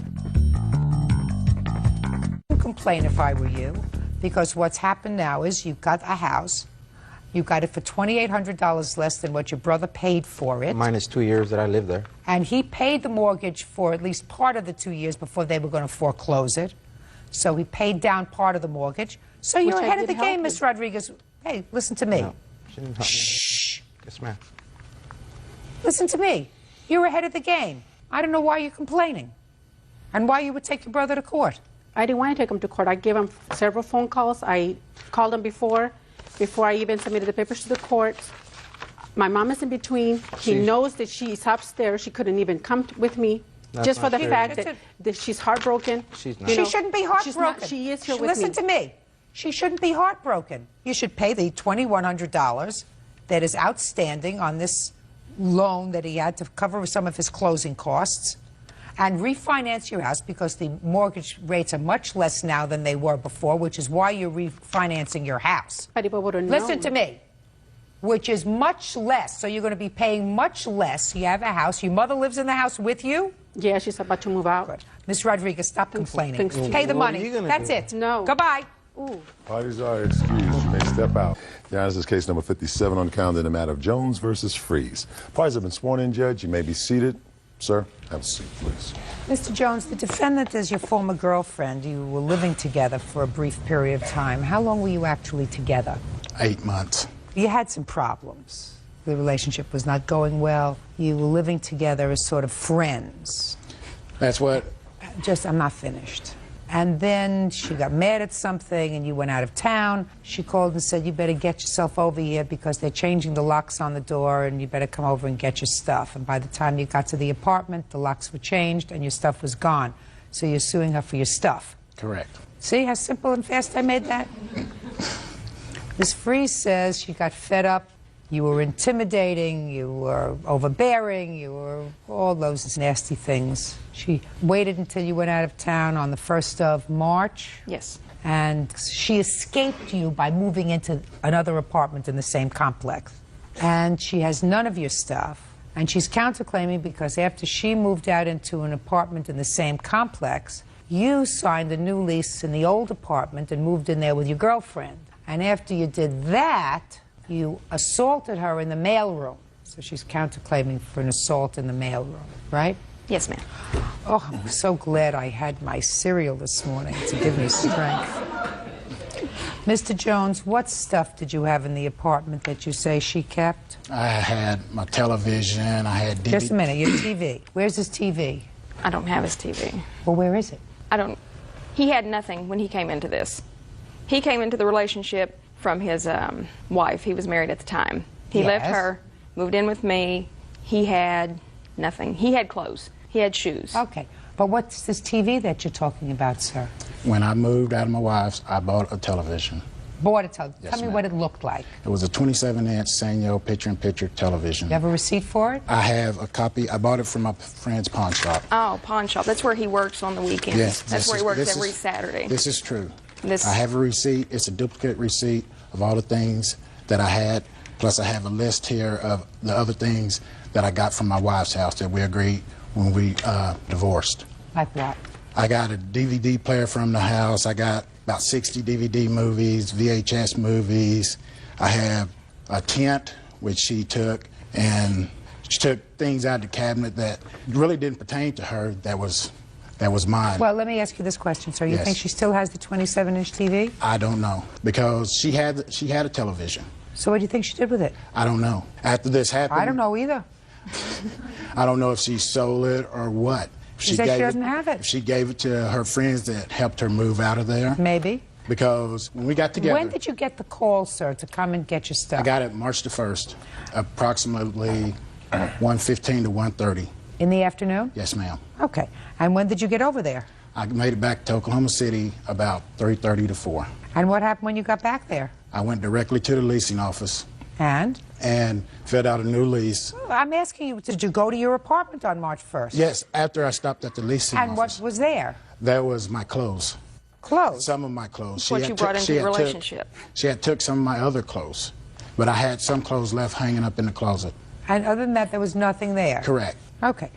Miss Freeze? Yes, ma'am. He lived there for 8 months. Yes, ma'am. He didn't live there with just his clothes. There were other things that he had there, even if they were little knickknacks, because he was in a marriage and he took some things from the marital home. There's no question in my mind that he did that. I want you to understand that. Yes, ma'am. Now, other than his clothes, what happened to all those little knickknacks that he had? I left everything there that was his. Well, what you say was his is not necessarily what I'm going to say is his. Do we understand each other? Yes, ma'am. Good. Now, what things did you take that you thought might be yours, but there might be some issue as to whether they were his? A computer would be the only thing. Okay. A computer. So a computer. Now tell me about the computer. We purchased this computer together. He paid half, I paid half. And how much was the half he paid for? $245. Is that right, sir? Correct. So that you definitely owe him. Yes, because I took the computer. Oh. Now, what else of the knickknacks? Tent? I don't have his tent. The question is not whether you have it. The question was, on what date did you move out of the apartment? March the 1st. On March the 1st, was his tent there? Yes. Yes. What happened to it? It's still there as far as I know. I did nothing with his tent.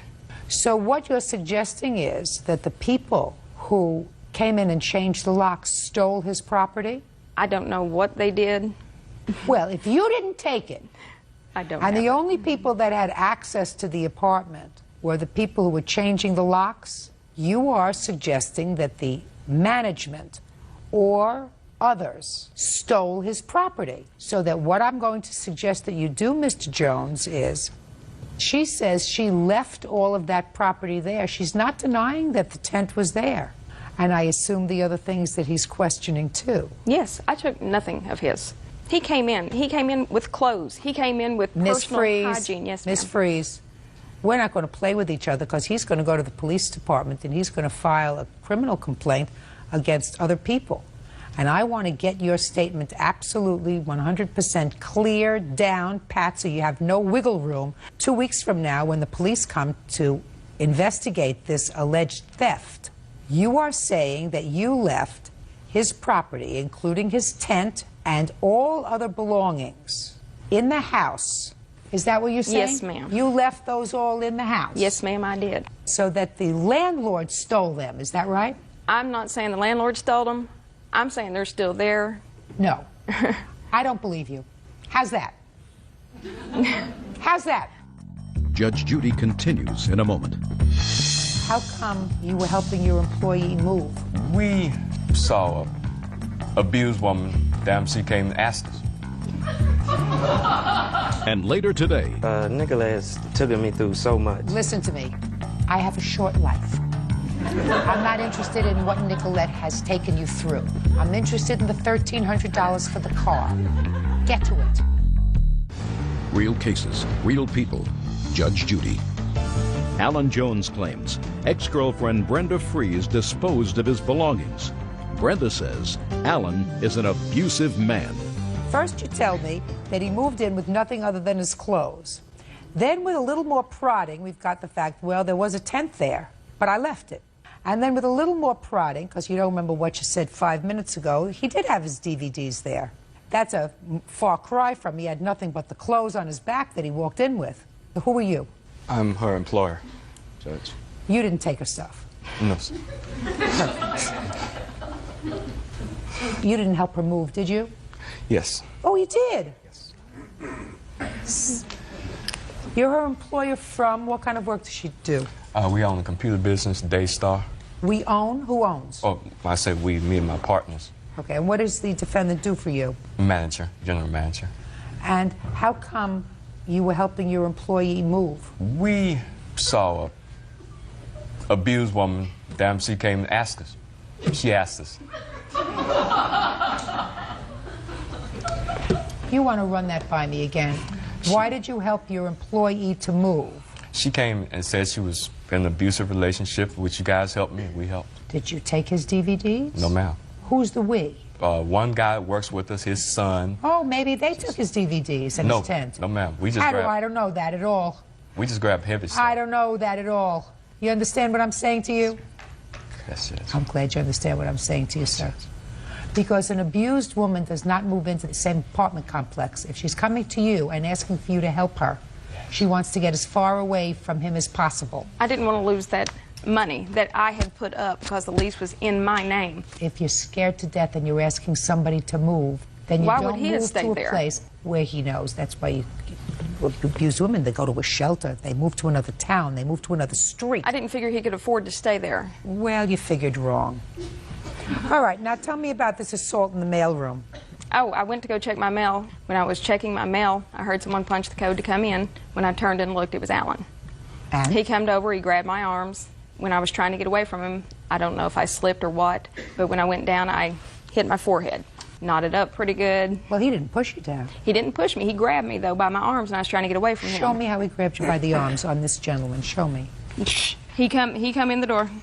He come in the door, and he grabbed me. Like that. And what did Yes. he say when he grabbed you? Well, tell me what he said to you. He said, he